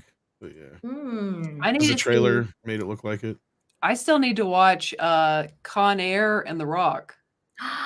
Oh my God, Con Air is so good. Actually, The Rock is so good too. Con Air is freaking amazing, man. You know what's funny is in Con Air, he's playing Forrest Gump. That's kind of funny. I haven't seen Con Air in years. I should watch that again. It's not on anything. That's why I'm waiting for it to be on streaming. It's not. Mark K for 10 says the writers of the Acolyte episode 7 show that the Jedi use the Force for knowledge and defense. They never attacked the space witches, making them the good guys. G. Lucas, Star Wars, then, now, forever. Well, Mark, I don't watch Disney Star Wars. I can give you my thoughts. Yeah, please, because I've not seen this movie. Yeah, and Mark, definitely go check out my review at Force Fight Entertainment, because I get into all this of how, like, my takeaway was even though they wanted the Jedis to be the bad guys, I walked away like, well, they're the good guys. Like, what did they do? What did they do wrong here? It's ridiculous. That show's absolutely awful. But yeah, they try to make the Jedi bad, but yet they're such poor writers, they can't even make them bad. They don't even know how. That's kind of funny. Like, you know how all the witches die? Well, I saw the clip. Yeah, they're just like practicing black magic, trying to kill the Jedi, and it's like somehow when Trinity like stops it, they just all die, and it's like, she didn't do anything. You guys did this to yourself, dude. I saw the clip that was posted by Nerdrotic Gary, and I was like, dude, this just looks so bad. Like everything about this show just looks so bad and cheap. Like I don't know. I mean, their clothes look like they went to the Spirit of Halloween and got the Padawan set and the Jedi set. Like that's oh what my it was. God. There was one photo that who shared that? Verbal Riot shared this, and then like I think Stephanie shared it this morning too. My nerdy home. Oh, there it is. I just found it. I about freaking busted a gut because I love covering stories about metal detecting on Infinite Hope, and there's a fucking Wookiee metal detecting. Oh, that's what the Jedi were sent to do. They were they were looking for life. I don't know, but they were sent there for 3 months with metal detectors. What? No. You need to explain this. What is he metal detecting? Are they looking for a spaceship or something that's it's buried? actually not supposed to be a metal detector, but again, when you go to Spirit of Halloween to get your costumes, you just go get a metal detector. Well, this is where the breaking of the world comes in, right? Like this is something they've done a couple times now in Star Wars. It's like they used to take things that weren't what they were and make them something else. Like for most people who don't know, the communicators, I believe, in the prequels were actually Norelco ladies' shavers turned upside down and tore apart and repainted. That's hilarious. I didn't know that. Yeah, I'm not kidding. Like, yeah, like they just tore the top part off so it looks like it's all jagged and stuff, like all that mechanical stuff underneath. And then they just painted them and added like a red button to it or something like that. And that's the communicator or whatever. It's just a ladies' Norelco turned upside down. Yeah. Oh my God. That's so funny. Okay. So like, explain this. So like, somebody said, Spike says, is this a force detector? Like, are they? That's what I mean. You find something else that looks completely different than this. This is too on the nose. It's like I'm waiting for Chewie to like get some fucking Bahama shorts and a Hawaiian t-shirt and a sun hat and be on the beach looking for change. Well, they're supposed to be like looking for life, and it's like, well, life's all around you. It's grass, like what is it grown? It's yeah. green. You're sort of shitting life? me, right? They're looking for like different kinds of life, and then that's when Soul, the guy from Squid Game, sees the little girls. It's like, oh, there's people here. Like it's just none of them, and they're there for 3 months, like discovering new life forms because this planet's supposed to be barren. So they get there, and it's like, it's like lush and shit. You're like, oh, there's grass in here, and okay. Well, do they need a metal detector for that? It was supposed to be detecting like force. I don't know what it was detecting, honestly. This show didn't make any sense. Like, oh my God. This sounds awful, you guys. I'm sorry, Mark K. I'm sorry about Star Wars sucking so much. My goodness. Russell Hall for 5 says, Mezcal and tequila are similar, but tequila comes from certain regions of Mexico and is made using only blue agave. Agave. It's like Mexican scotch versus moonshine. Well, thanks for educating everybody, Russell. That's really sweet. I love when Russell's educational. So mezcal is like Mexican scotch? Yeah. Okay. That's what he's saying. The more Tom knows. We all learned something tonight. I just learned something, and I live here. Russell Hall for 2 says the Star Wars communicators were bush trimmers. I mean, nobody corrected me, so I remembered. I swear, from like the making of or something like that, they were talking about. Can you Google it right now? I think so. Let me look. Let's pull up a picture of this. That's not abnormal. Funny. I mean, even like they always do stuff like that. No, it's not abnormal. You know why? Because I saw there was this thing. I forget what it was. It was like a behind the scenes thing about DS9. Like I was watching this thing about DS9, and they were talking about how like the people who do set designs and stuff like that, they would go and look for like whatever weird shit they could find, especially for like Quark's bar. They would go to like people's garage sales and like, all sorts of shit so that they can find weird, funky looking glasses. And they would like, get whatever so that they can look spacey and stuff. I'm sorry, it was Gillette, not Norelco. I would love to have that job though, to just go and find stuff. But it was the lady shaver. Yes. Oh my God, you're right. That's amazing. Yeah, they just added shit to the top. That's what it was. Yeah. But if this was the Acolyte, they would just use the thing on top. The shade. That's it. Yeah. Like no, they'd actually use it as a razor. Like Oh my god, Because they're too really on the were. nose. Like I said, they got a friggin' like you come up with something else and you say it's like detecting like certain kinds of life, like higher forms of life or something like that. You can even just have a box with a light on the end going doo doo doo doo doo doo doo doo Yeah, doo. yeah. Like Yeah, I like mean, that's what Star Trek used to have. I mean, like fucking Doctor Who and his like pen, like like yeah. fucking figure something You out. don't My have to god, get too crazy with this, but you don't like put it too on the nose, man. I mean, come on. my goodness.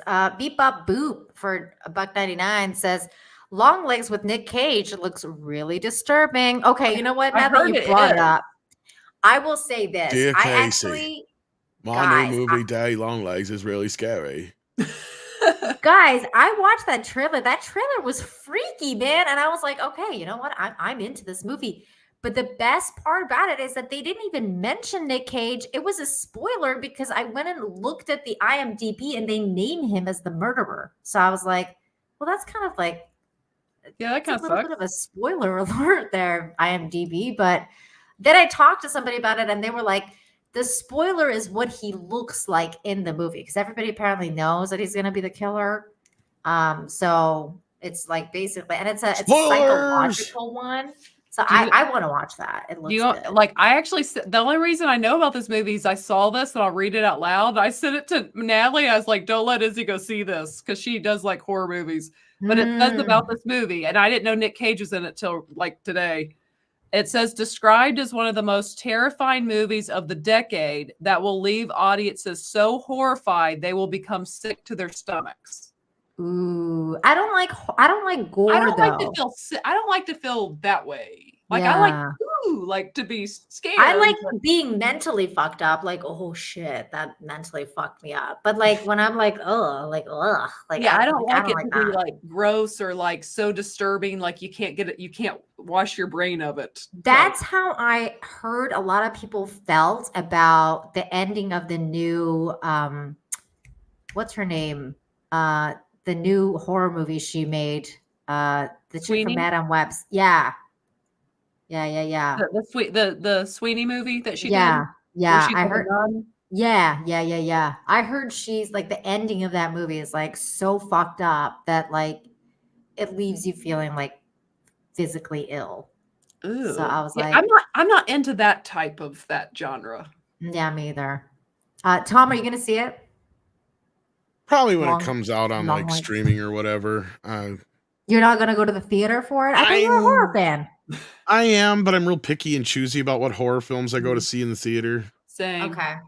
Fair enough. Because yeah, like I mean, it's got to be like a Halloween or a Exorcist or something like that to get me to go, or a Nightmare on Elm Street. You kind didn't of like thing. the new Exorcist though, right? Wasn't Russell Crowe in the new one? No, that was a totally different movie, but he's been in 2 Exorcist films in the last year, Oh. unrelated to the actual Exorcist. I didn't hate the brand new Exorcist as much as other people did, but no, it's not a good movie. Okay. You know, it just, to me, it was like I went in with such low expectations that I think I got out of it going, you know what?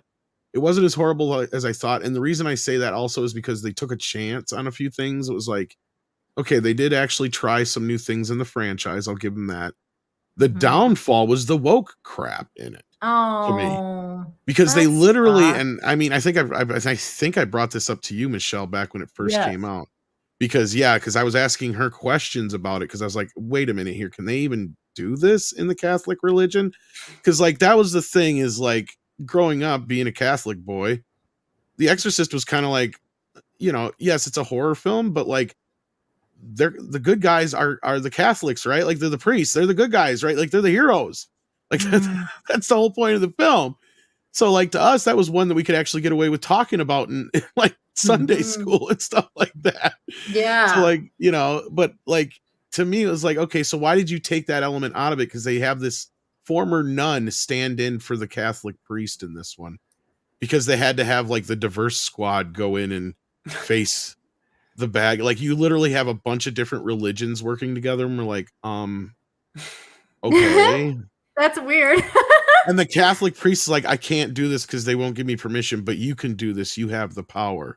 And he says it to this, and it all had to do with this former nun who had I'm not even going to get into the whole thing. It's just weird. You have to check it out for yourselves. But I was asking Michelle questions about like, can they even do that? Is this See, even I'm real? interested. Like, yeah, I'm interested in her watching the other one, the Sydney Sweeney one. I want to know if you think that movie is Oh, good. God. Because that it's I like haven't seen religious yet. horror. That one just looks so bad. I'm like, I can't do this to myself. I know. I've heard like terrible things. I know what the story is about because I went and read it because I was like, I just need to know. Like, I need to Yeah. know where this girl's mind is and what it is. So I know. I'm not going to spoil it for you, but just in case you want to watch it. But like, it's fucked up. It is fucked up. I'm like, ooh. Russell, thank you for the 2. Says Mezcal's Mexican Moonshine. Thank you very much. And then we got Magna Norcia for 5 says, if this show was about the Acolyte, I'd just leave. I hate the coverage. It's so boring. Let's talk about The Shining or anything good. Well, you know what? I was Agreed. actually going to ask you, since we're on the topic of horror movies, Michelle, what did you think about the new Quiet Place? Did you watch that? I did. I liked it. I like the other 2 better, but I thought this, especially, just like you guys said about Beverly Hills Cop 3, compare in light of what we get. I feel like in light of the movies we've gotten this year, I really enjoyed it. Okay, that's good. And I think some people were disappointed because they expected us to get all this info about the aliens, and I really didn't get that from the trailers. I got like, it's just, you are seeing day 1 in a new city with new characters. That's it. And they picked the noisiest city in America, to be at this place where you can't make noise or you die.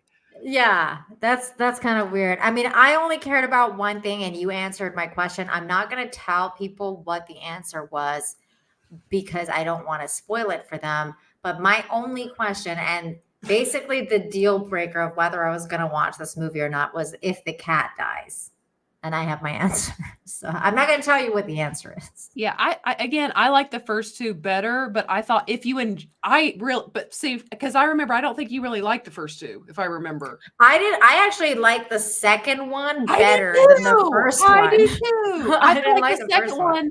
I feel like the second one they did it was like Alien to Aliens, where Alien may technically be a better movie, but Aliens is like, it brings up the action so much that you have so much fun.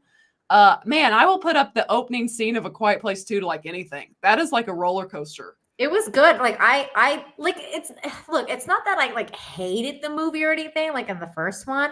I was just like, this is unrealistic in the sense that like I'm like, nobody would be procreating in that world. Like I'd be do you know what? I liked it. I think that was the point. I know. And I know that's the point. And I appreciated that point. I just like, and then her trying to like the whole like silent birth thing. I was like, get the fuck out of here. Like, I was like, there's definitely stuff with the cat. And this one, you're like, that cat would just kill everybody. But like, it is what it is. I still overall enjoyed it. I definitely did like part 2 better than part 1 though. I did too. Now Tom has to leave soon. So I wanted to talk to him about this other topic, which is what's going on with the freaking Kevin Costner story, Horizon. What in the hell, guys? Now, Michelle, didn't you get a chance to see that too, or Horizon? Yeah, did you see that? I've not seen Horizon. I thought somebody I was talked to, I swear, got to see it, but I forgot. Vex saw it. I know Vex saw it. Maybe that's what I've been thinking of. But yeah, so Stephanie might have seen it too. Okay, maybe that sorry. one of y'all saw it. I know. I remember talking about it. No. I think I asked you to let me know if it was worth my time. Oh, maybe that's what I was thinking of too. About it. Either way, yeah, the movie itself is interesting. I'll put it that way. And wait, so you've seen it, Tom? You actually saw part 1? Okay. Yeah. Okay. Was it worth ruining Yellowstone over? No. Hell no. The weird thing is I'm watching this, I'm going, why isn't this just a spin-off of Yellowstone? That's funny. He's got a bunch of people from Yellowstone in it. It feels like it could fit in the Yellowstone universe, especially if you've seen the other prequel series and spin-off series, right? Like, I'm just perplexed in that respect, because that's the problem, is like, this is a novel on film, or at best a mini series, and not a movie. That's the problem. So, I mean, yes, there's people coming out in defense of it, because it's not a bad film per se. I mean, it's just, there's a lot of this, you're going into it and you're going, okay, a lot of this could have been left on the cutting room floor. Some of this is confusing. Some of the character setup is a little off.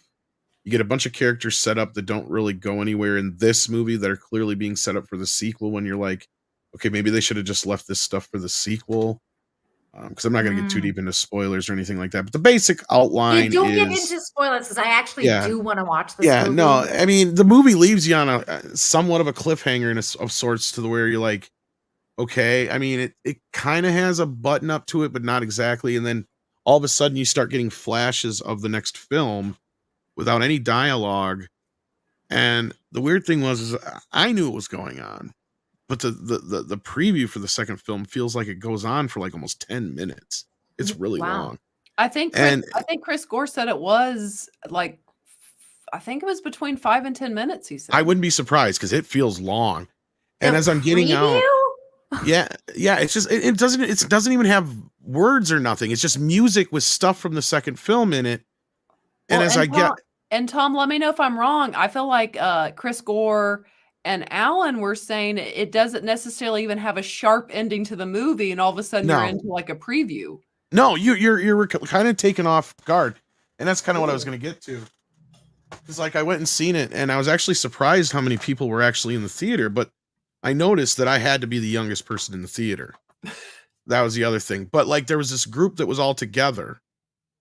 So in my brain, I'm just picturing like these are a bunch of people. That's kind of shocking, Tom, because I mean, I love you, but you're not a young man.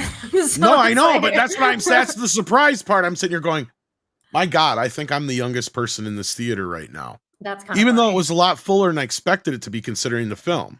Like I had to actually kind of sit towards the front because I was like, I got in there. I was like, oh shit. I mean, it's a podunk little theater, but I was like, wow, it's actually, because I feel like maybe like a group from like a church or something decided after church they were going to go all see it together or something like that. Bunch of older couples, something to that effect. Because it was like a big group of them together, all sitting together, talking and stuff like that. So I knew they were all together. And then as I'm leaving the film, they're talking again, and they all have this perplexed look on their face. So I walk past and I kind of hear some of the stuff that they're saying. I finally caught one of them saying, "Is that how the movie ends?"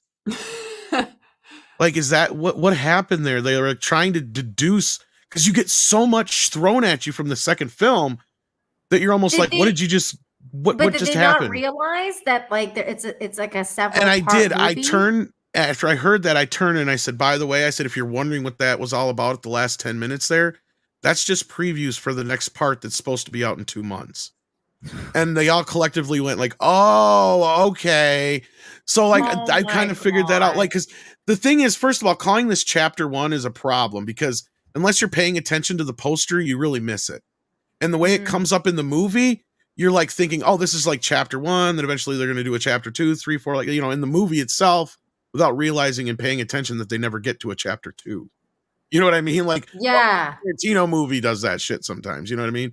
Yeah. Like I could tell they were very perplexed because you're sitting here through a 3-hour movie and you're kind of thrown for a loop.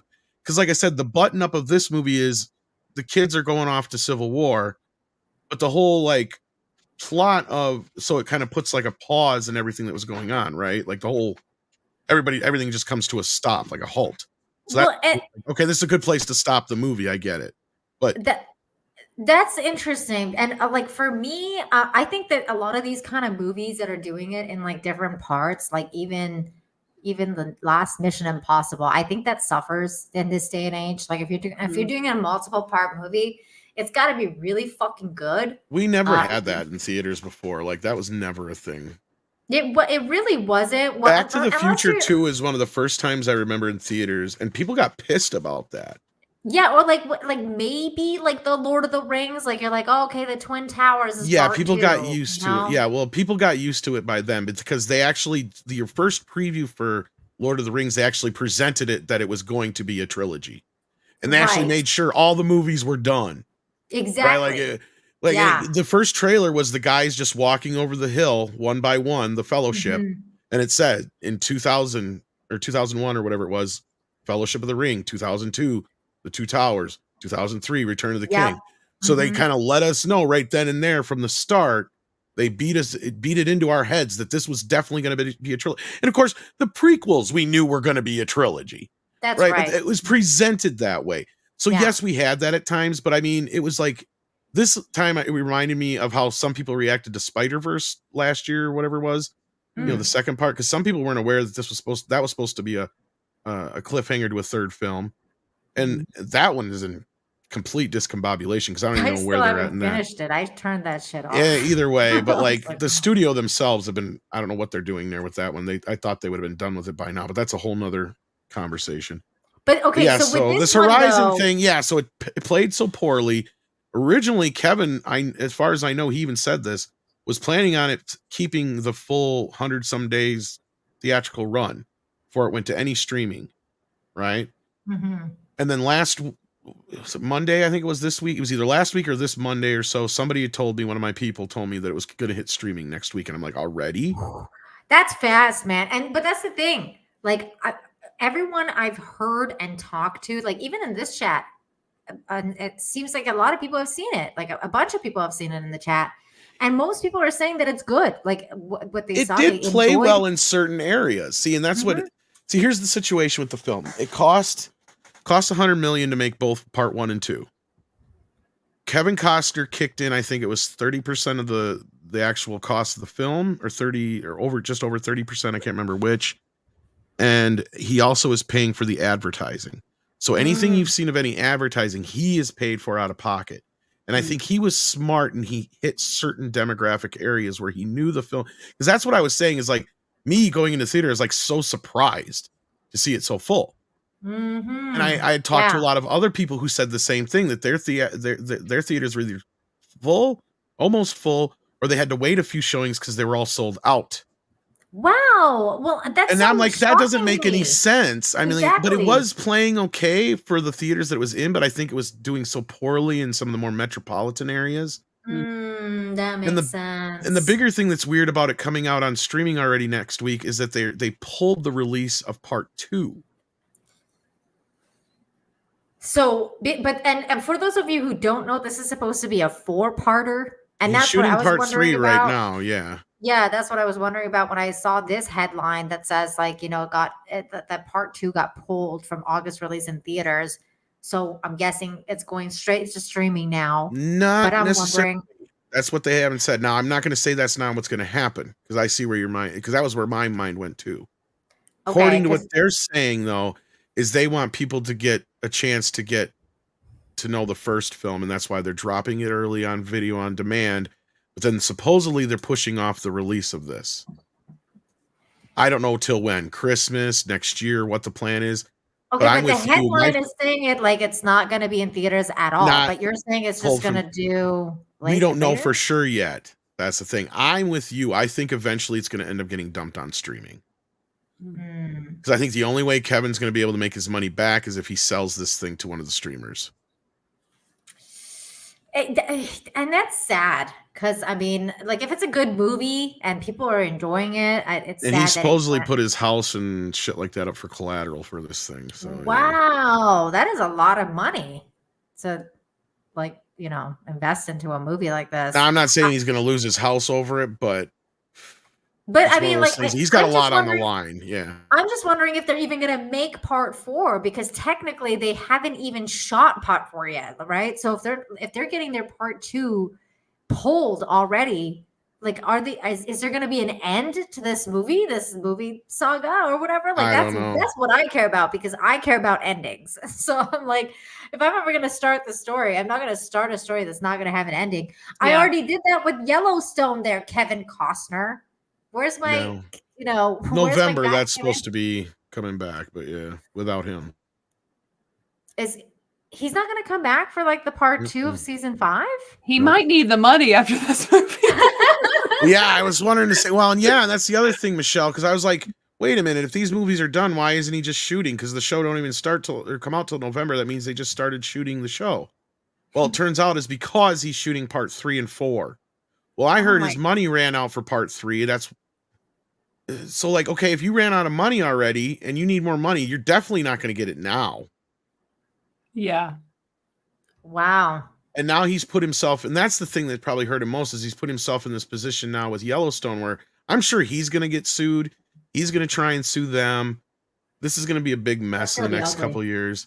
It's going to get ugly, because I guarantee you they're going to end up killing him off screen. and that's going to piss him off, and then that's going to trigger him to sue them. That's and they're going to gonna trigger countersue him. everybody because Kevin Costner That's what I'm is saying. It's just Yellowstone. Like well, you cannot do that. It's going to turn into a big mess. It's going to turn into a huge mess. I can see it already. He would be really fucking stupid. The other guy, he would be really fucking stupid if he does that. Well, they have no choice. What are you going to do? I mean, unless you try to scene with him where he dies. That's the thing is, I heard her. Okay, here's the weird thing is, I did hear a rumor. I don't know how true this is, because if this is true, then this means this is how they figured it out.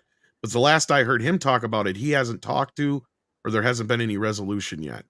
He hasn't talked to Taylor yet, or there hasn't been any resolution to this. But I heard a rumor, a crazy rumor, that he went in for 5 hours to shoot his death scene. Oh shit! I don't know if that's true or not. If it's true, then that means they probably worked out whatever it was. Because here's the thing: is his contract. He has it in his contract that they cannot kill his character off without his sign off. Without his, oh wow, okay. So if they do it in a way that he doesn't approve, he can sue them. But then they can turn around and countersue him, and they probably already are going to sue him for how he fucked up the show as it was. Because he was part of the reason, or most of the reason, this whole thing got delayed the way it did. And at least that's the excuse that Paramount will end up using. I'm pissed because you guys got me into Yellowstone. I was like, all I told you is I need an ending. And right, and I'm fine with them kind of getting, his role is kind of played out at this point. I mean, the first part of the season, I don't know if you guys agree or not, but it just felt like they're kind of meandering in this political. I didn't even watch I watched. I haven't watched the season. It kind of just feels like they're meandering through a lot of it. And I mean, we've gotten to this point where the dude's literally been shot. I mean, beat the shit, blown up, fucking, he's got cancer. Entire fucking like, I mean, I don't know how Beth survived that whole fucking house blowing up thing. Like, I was like, get the fuck out of here with this bitch. Like, she's like, I mean, she's like immortal, man. Like, there's no way she's gonna survive. Well, she's his kid. I mean. Yeah, like in the chest, like pretty close range, like multiple places. Yeah. Well, the one boy, all it took was one shot to the heart, wasn't it? In the first episode or whatever it was. Like, yeah. My God, like that show. I mean, it's next level. Like some of the stuff, I'm like, dude, this is so unrealistic. Well, there you go. That's what's going on with the Kevin Costner. Yeah, we don't know exactly yet. We'll have to wait and see what happens. I'm with you, though. I think what'll end up eventually happening is he'll have to find some way of recovering some money through streaming. Yeah, I think it's all going to end up either on Amazon or Netflix or probably not Disney Plus. No. I mean, not Disney, HBO Max maybe just to kind of make good because that's who owns it. But I mean, they're going to want some money back. And Kevin's going to need some money back, right? So that's the thing. Kevin, go back to Yellowstone, brother. You're going to get a paycheck, make the fans happy. Well, I don't know if that's going to cover what he needs here, though. That's the thing. I know that's true too. That's the sad part. Read some of these super chats, and Nikki D for 5 says, "Can Star Wars be saved once KK retires, or is the franchise eternally doomed under Disney's stewardship?" I say doomed under Disney's stewardship. Yeah. What about you guys? I don't think there's any fixing it. Okay, and I know you got to run, Tom. So thank you so much. Sorry about that. Today. Yeah. Oh no, it's all good. Thank you. We did a lot. We reviewed our movie that we wanted to. We talked about all the stuff. So thank you for being here, and plug your wares. Tell everyone where they can find you next. You can always find me at Midnight's Edge After Dark. I'm actually heading over to a channel called Fanzine where I'll be showing off some physical media that I watched this week. Yep, Greg of Fanzine. Yep. So if when you're done with this show here, if you want to join us over there, that'd be great. And it's always great to hang out with you guys. I either reach out to you or Greg over movies. Oh yeah, Greg's my boy. So yeah. Tom, I think you're a mod in my channel, so like drop the link to wherever you're going or whatever. I think so. Come over. Go for it. Because we're gonna be finishing up here pretty soon here too. So thank you, Tom. And one last thing before you go. Sure. Tell me your very basic thoughts. Ellen DeGeneres. I'll believe it when I see it. What's funny is I've always hated Ellen. I don't know. I've always had this sixth sense about some people. Me too. And I usually tend to be right. And she is somebody who's always rubbed me the wrong way. And when I heard she was nothing but a nightmare to work with and she's this horrible fucking person, it didn't surprise me one bit. Apparently, Did not she's like surprise Eddie me at all. Murphy. I'm just joking. Oh, that's the one that surprises me, right? Like I Yeah. hear more about him all the time, and it's like like I think you said it, Nina. Like never meet your heroes, and that's the Yeah. problem with social media and stuff nowadays. It's the same thing, right? Mhm. Yeah. So no, yeah, I'll believe this when I see it, but I think it's kind of funny. Karma's It's a hilarious. bitch, Yeah. and it's a lesbian at that. It's always good to see you, Tom. And also, Yes, we take do a care, show ladies. together on Monday nights on Midnight Yes, Set, all guys. So three of check us out. usually. Yeah, Yes. all three of us. That's right. Yeah. Thanks, All right. Tom. Take care, guys. You, Tom. Have a good one. What are your thoughts on this, Michelle? Ellen DeGeneres. I used to call her an Ellen Degenerate. Just I know that's right there in the name. it's right there. It's right there. So I always I used to call her that. But what do you think? You think she's gonna quit? I kind of get probably. I mean, well, she should. Get Does out. anyone like Ellen anymore? I mean, No. after everything's come out, so like, that's kind of like your business. Like you went out of business, and you're like, I'm gonna go home. Like I'm not gonna quit. I'm not gonna do anything anymore. I just don't think she has an audience anymore. Oh my God. No, I don't think she does either. But it's so funny to me that she's like, I can't believe she has a freaking Netflix special. I'm like, who's watching this Netflix special? Fucking Ellen DeGeneres. Like, I just don't, I don't even think, I mean, I really haven't seen Ellen stand up. Is she funny? Has anyone seen this? Yeah, I haven't. I'm gonna be completely honest with you. All I know about Ellen is like basically her show and like how Her she's dancing around. Yeah. Yeah. So I'm like, I watched her talk show like a long time ago. You know, when you're like doing daytime shit, and you're like, oh, I'll just put Ellen in the background while it's just like the next thing that comes on is like, oh, the DeGeneres show, and I'd be like, oh God, change the TV, can't change it fast enough.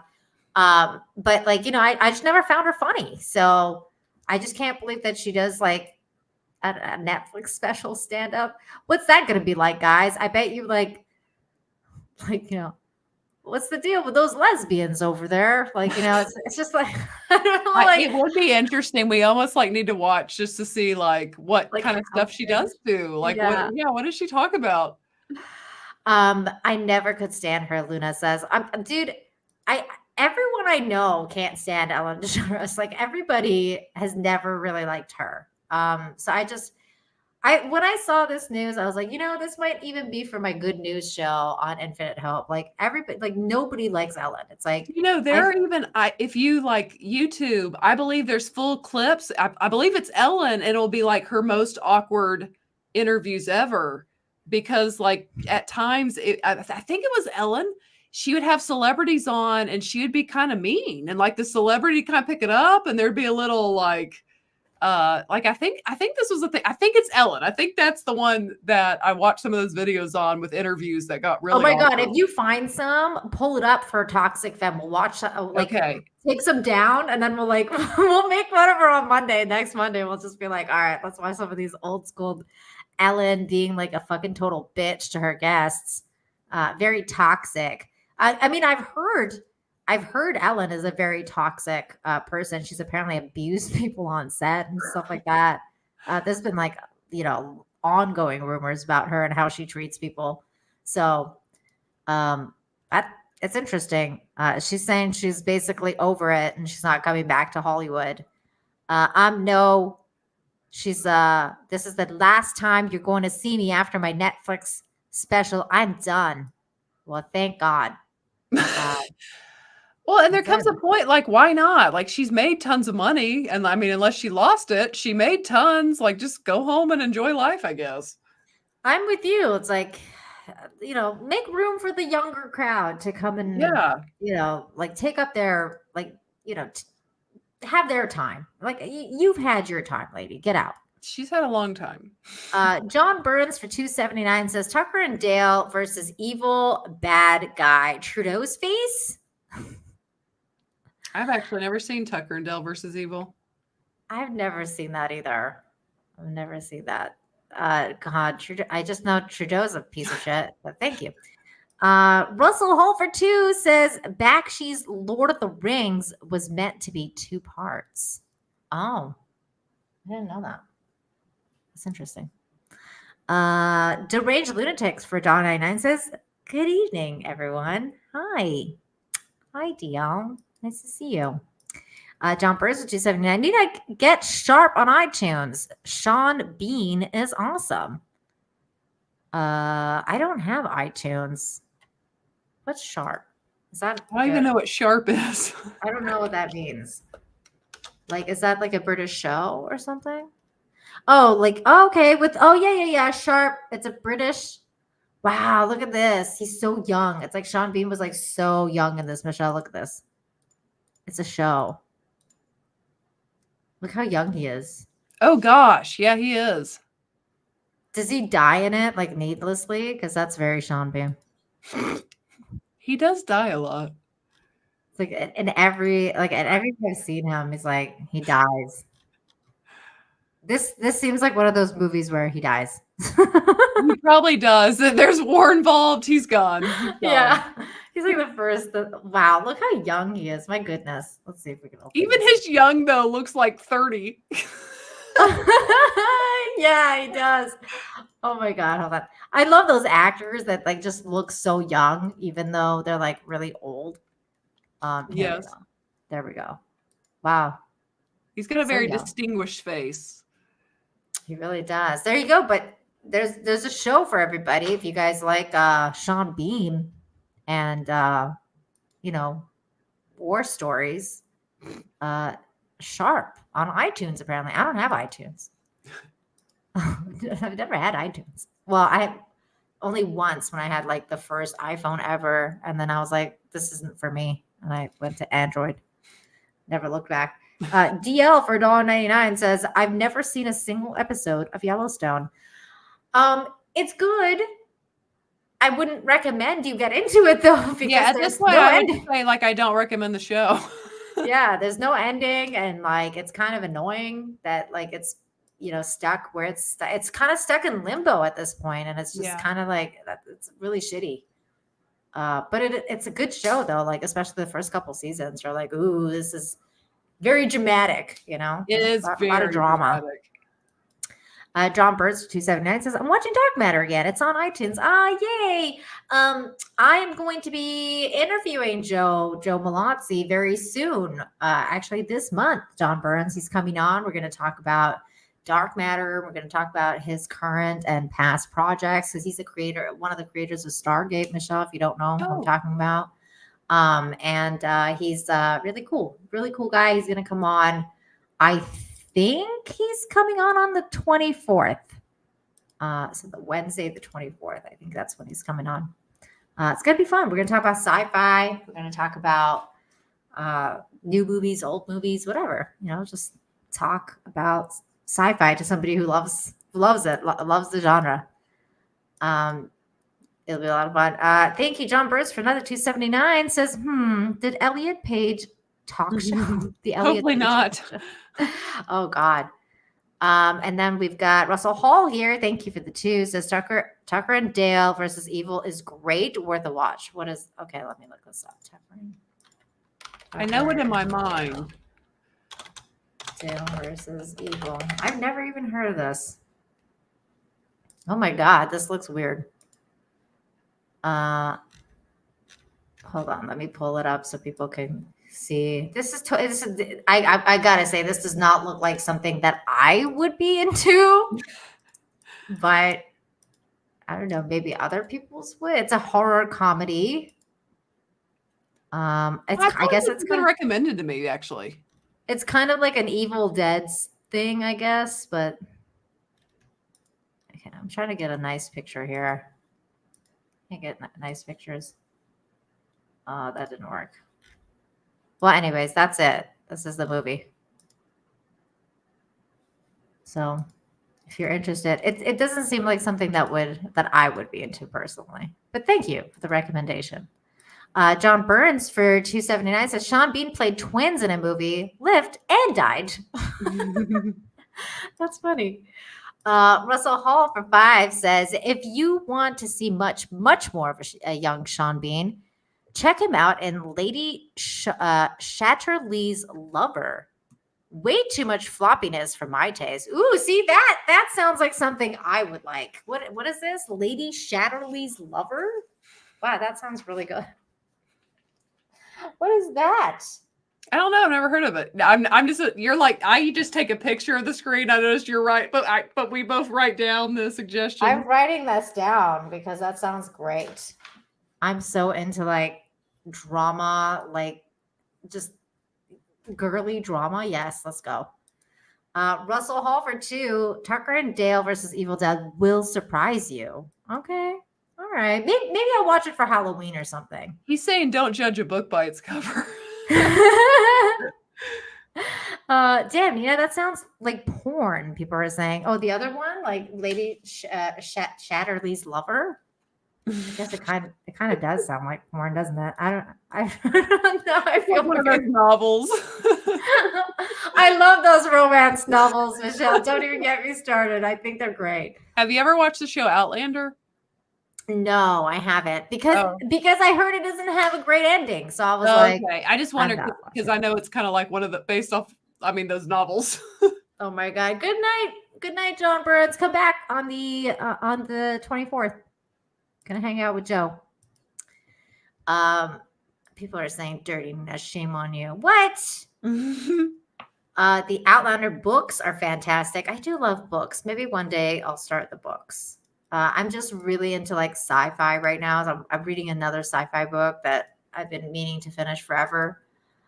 Michelle, did you see? And I really don't want to stick on this topic because we've kind of been over the Acolyte already, but just for a minute, we'll make fun of the fact that Grace Randolph also thought. She's like, I'm done. She's like, I'm not taking the heat for this crap show anymore.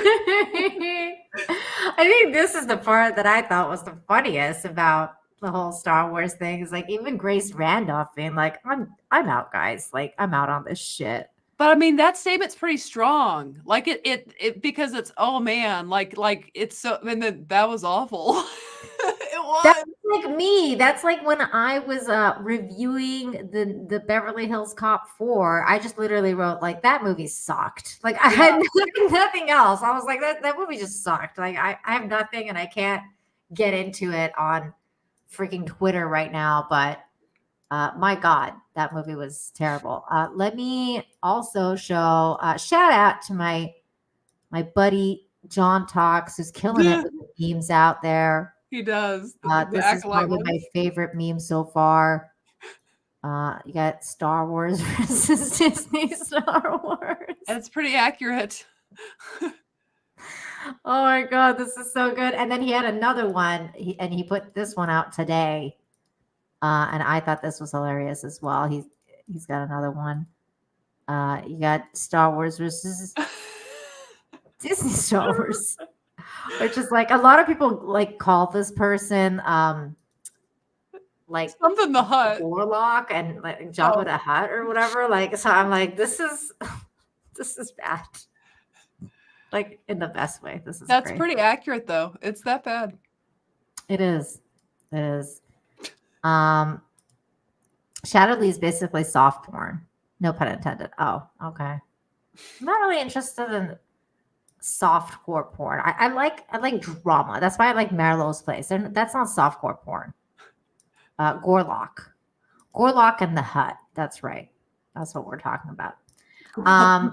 Michelle, do you want to watch a couple of these funny Biden videos before we call it? Sure. You know what we can do though? Actually, you know what? We'll do something more fun. But also before we do that, one last thing. I'm worried about the future of the X-Men because I did like the first season. And this is saying Matthew Chauncey from What If is set to write X-Men 97 season 3 now because they fired Bomeo and his work has been revised and completed for season 2. The word revised makes me very concerned. for this. Did you happen to watch the X-Men 97? I didn't, but I heard a lot of people seem to like it. Yeah, I loved it, and it sucked. It sucked that they fired that guy because apparently he knew what he was doing. Now, well, story wise, anyways, story wise was great. I didn't like the animation, but I mean, I can get over that. That sucks. It's drama. It's based on a French novel. Oh, okay, see, I'm back into it again. I'm back into it. I'm back into that, Russell. You're selling it now. So yeah, I'm a little sad about X-Men 97. That news it just sounds like it's gonna go back to being like shit or something. This was hilarious. Let's start with a little bit. Let's just laugh at these politicians. Did you see this? It says, what's going on with Maxine Waters' hair? Let's see. Have you seen this, Michelle? No, I haven't. Oh my God, you're gonna die. This is so funny. Okay, here we go. I mean, it's not really important. They've also seen former President Trump. They've lived through his presidency. They've heard these arguments about democracy, about the fate of the election, and yet Trump is not only winning, but winning increasingly by a larger margin. So what is the plan among Democrats to change that trajectory? It sounds like you're talking about saying and doing all the same things, but do you believe that something needs to change? I think we need to keep working. I need this clip sent to me. I need a clip of this. My gosh. If I was the one talking to her, I would just probably stop and be like, I'll give you a second to get to her ready. Because that would annoy me so bad. Because it's like, she can't be listening. No, she did not seem like she cared at all about what was happening. Like, she was like, I just care about fixing my hair. I mean, we've all had those days. Like, I don't know what's going on with this thing with me right now. But I'm not going to start like changing my divide of my hair like it live while we're doing the show. Like once in a while, like take it off my face because it goes in the eye.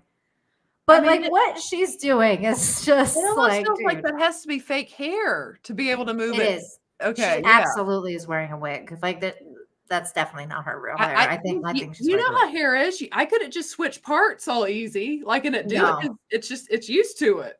So it's like, yeah, that's crazy. Yeah. She just like flips it to the other side.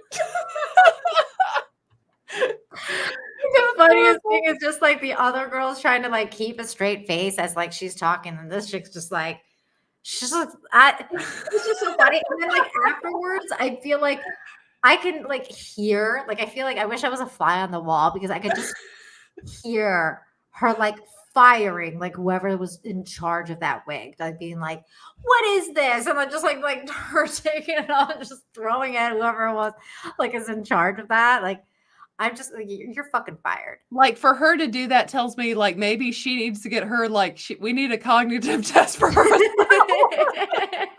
How many? I mean, it's a nursing home up there. Term limits, people. Term limits. Like my God. This is she's high as crap. You think she's high, dude? Maybe on like old people medication, but my God, like yeah, I don't know what's out of it. I think she's just old. This is also funny. Let's do this. So there's two girls I found that have done impersonations of Kamala Harris. And we're going to watch both. And you tell me which girl you think is best. Chat, you too. Okay. Let's see, like, let's see who does the best impression of Kamala. So first contender is this girl here, which I think I really like. I think she freaking nailed it. I mean, they both nailed it, but this woman, I mean, this is hilarious. Okay, here we go. We got Alien Reese here. This is freaking great. Here we go. Oh wait, hold on. This is Kamala Harris and her famous hip hop party. Here we go. Hey, ho, Deb. I'm Kamala. Okay. Happy 50th birthday to hip hop. When people think of me, okay, they think hip hop. I grew up in Oakland. I'm wearing this shirt. I scream hip hop. Hip hop. So yeah, I'm That's like perfect. Oh wait, why is it glitching now? hip hop. I want to give it up, okay, to all the greats. So Missy, TLC, ODB, DMX, okay, ABC, and LGBT, okay, Q, Lil Nas X. Giving it up. We here at the residence. It's lit. That's a word I have said before. Okay, ma'am. I love that. That's a word I've said before. Like that is so great. Oh, she's got her inflections down To the pat. window. To the wall. Okay. To the sweat. Drop down my balls. Skeet, skeet, motherfucker.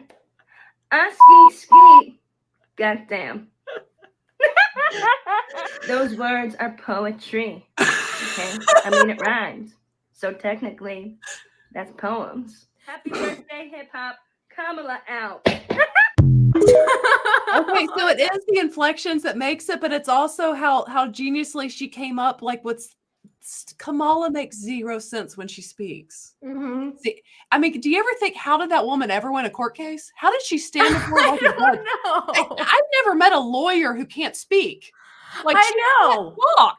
She can't, like, dude. Half the time I'm thinking, like, does she have dementia? Because what the hell is going on over there? But anyways, like the way she said, like some of the stuff she said, it sounds literally like something Kamala would come up with. Yeah, dude, I love that part where she's like, to the window, to the wall. Like, dude, that is what Kamala does all the time. I need you to send these to my Twitter inbox. Oh my god, I'm sending it to you for sure. So this is the next one. I'm actually putting it, like, I'm gonna put it in the private chat. I put the other one in the private chat for you too, so you can take these links down. This is the next runner-up, guys. She does a great job too, but I kind of feel like, I don't know, I feel like the first one, I think she does it a little bit better, but we'll let the chat decide. Here's the second person. Here's an interview. This one's a little bit longer, but it's still great. Here we go. Thank you so much for meeting me, Madam Vice President. The American people really want to know, what are you and Joe going to do different in 2024?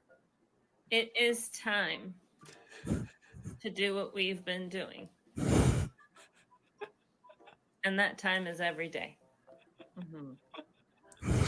Would you be able to specify, like, can you expand on that a little bit? Is there a plan? Like, we want to actually know, what is it you are going to do? It's quite simple. By unburdening what has been, we have to do what we can at this point. Because of all the burdens, be burdened by what we've seen and what we haven't seen yet. And me and Joe are up for the job of the unburdening.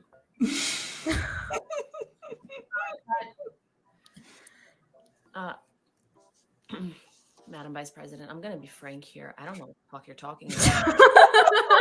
I don't speak in rhyme. Can you break that phrase down even for me? I don't know what you're trying to say. Respectfully. The American dream. Right? Yeah, that belongs to all of us. That belongs to all of us. Think about what the American dream means for a second. Okay? Think about that. Community, diversity, air rights, foreclosures, crime. It's really what the Americans dream to see. And I'll tell you a little, quick little story. My mother used to tell me that, I had the best laugh. Oh my God, you nailed it. I really did. And hopefully we'll hear it for 4 more years throughout the passage of time. I'm talking about taking a moment, okay? so that we can see what can be. What can be. If you say unburdened by what has been, I'm gonna slit my wrists during the interview. Well, just because you haven't seen it, it doesn't mean it hasn't happened.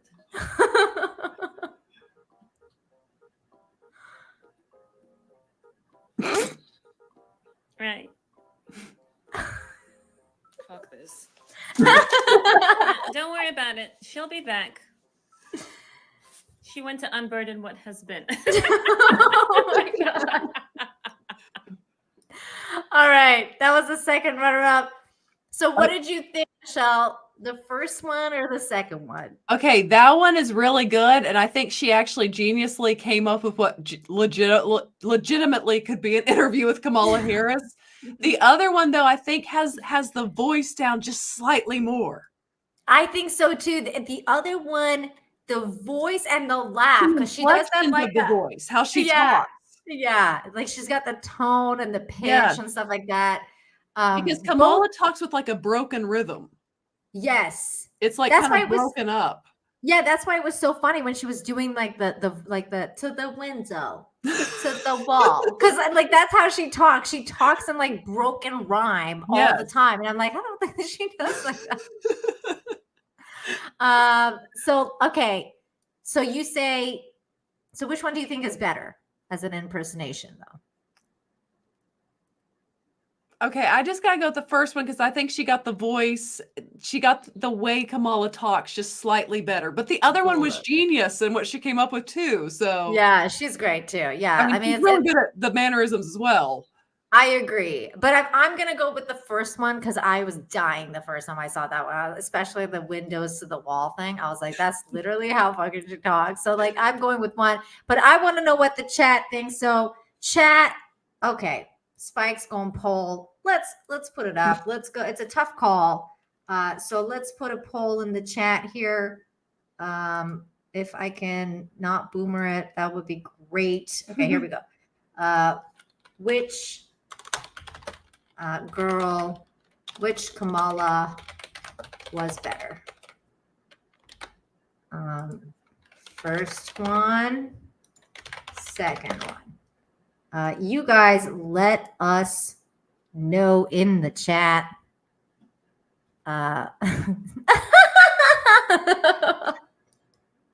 Oh my God, it's so good.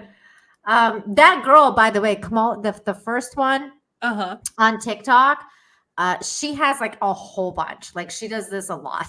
Like that is what she does. She just like makes fun of Kamala Harris like impressions, and I think she's like, I mean, you can tell the practice has paid off. Like she is definitely, definitely. No, she's good. She's very good. Okay, let's see what the people are saying. People are going with the second one so far. It's 60-40. Wow. Excellent. I mean, they're both great. They are. And then we got a super chat that says, Russell Hall for 5 says, remember that movie, The Witches, where they all can't wait to get out of their wigs and fake skin and suits? Yeah, I do remember that. I haven't seen it.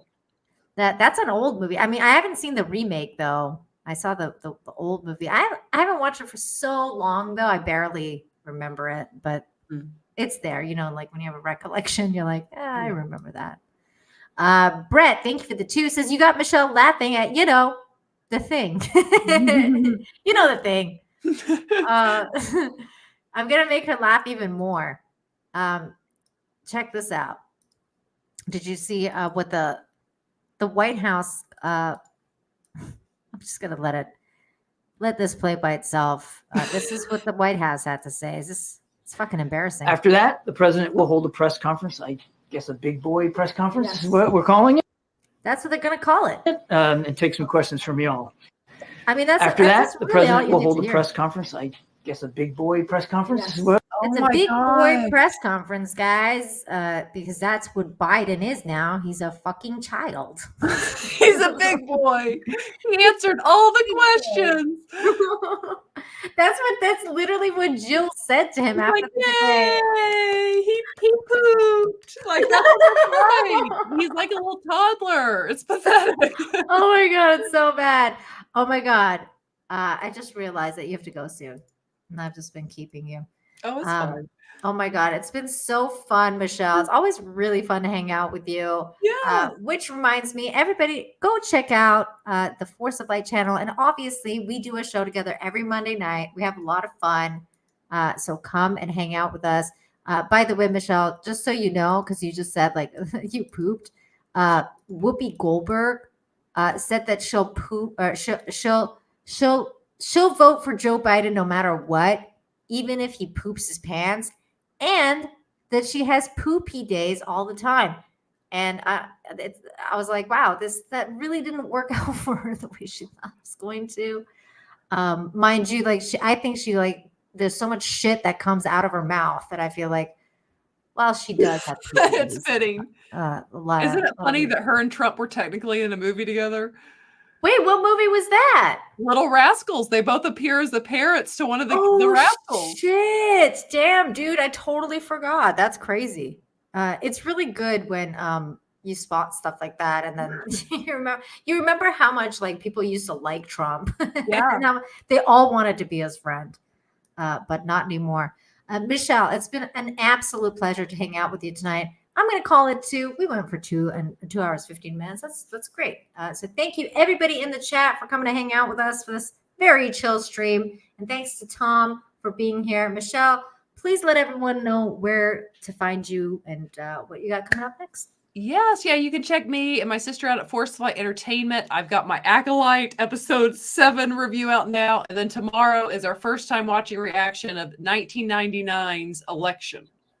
Ooh, yeah. That's a good movie. Yeah, that's a good movie. You got to do Rushmore too. That's a good one. Okay. That is great. I love that. I gotta say, Force of Light, their channel is like a breath of fresh air because they watch movies that most of us have seen before. They review it, but it's also like it's just really nice to just focus on stuff that you like, versus like stuff that you don't necessarily like. So I really like that channel and your channel, and I love the fact that it's growing, and it's really nice to see that people are actually responding to that kind of content. So I love that, and you still have to get your sister to come on. I know. Toxic Femme at some point as well. Oops, I crapped my pants for $1.99. Says Whoopi and I have a lot in common. This is true. Thank you, Joe. Okay, thank you, everybody. You guys have been fantastic in the chat. By the way, the chat, let's see, could not decide. Is 50-50. The poll is 50-50. I like that. Because both, you know what? They're good. Those girls were great. They were great. Give them a follow as well. Thank you, everybody. Special thanks to those of you who super chatted, became a member, gifted memberships, all that good stuff. Thank you for supporting the channel, and we'll see you next time. Bye, everyone. See ya.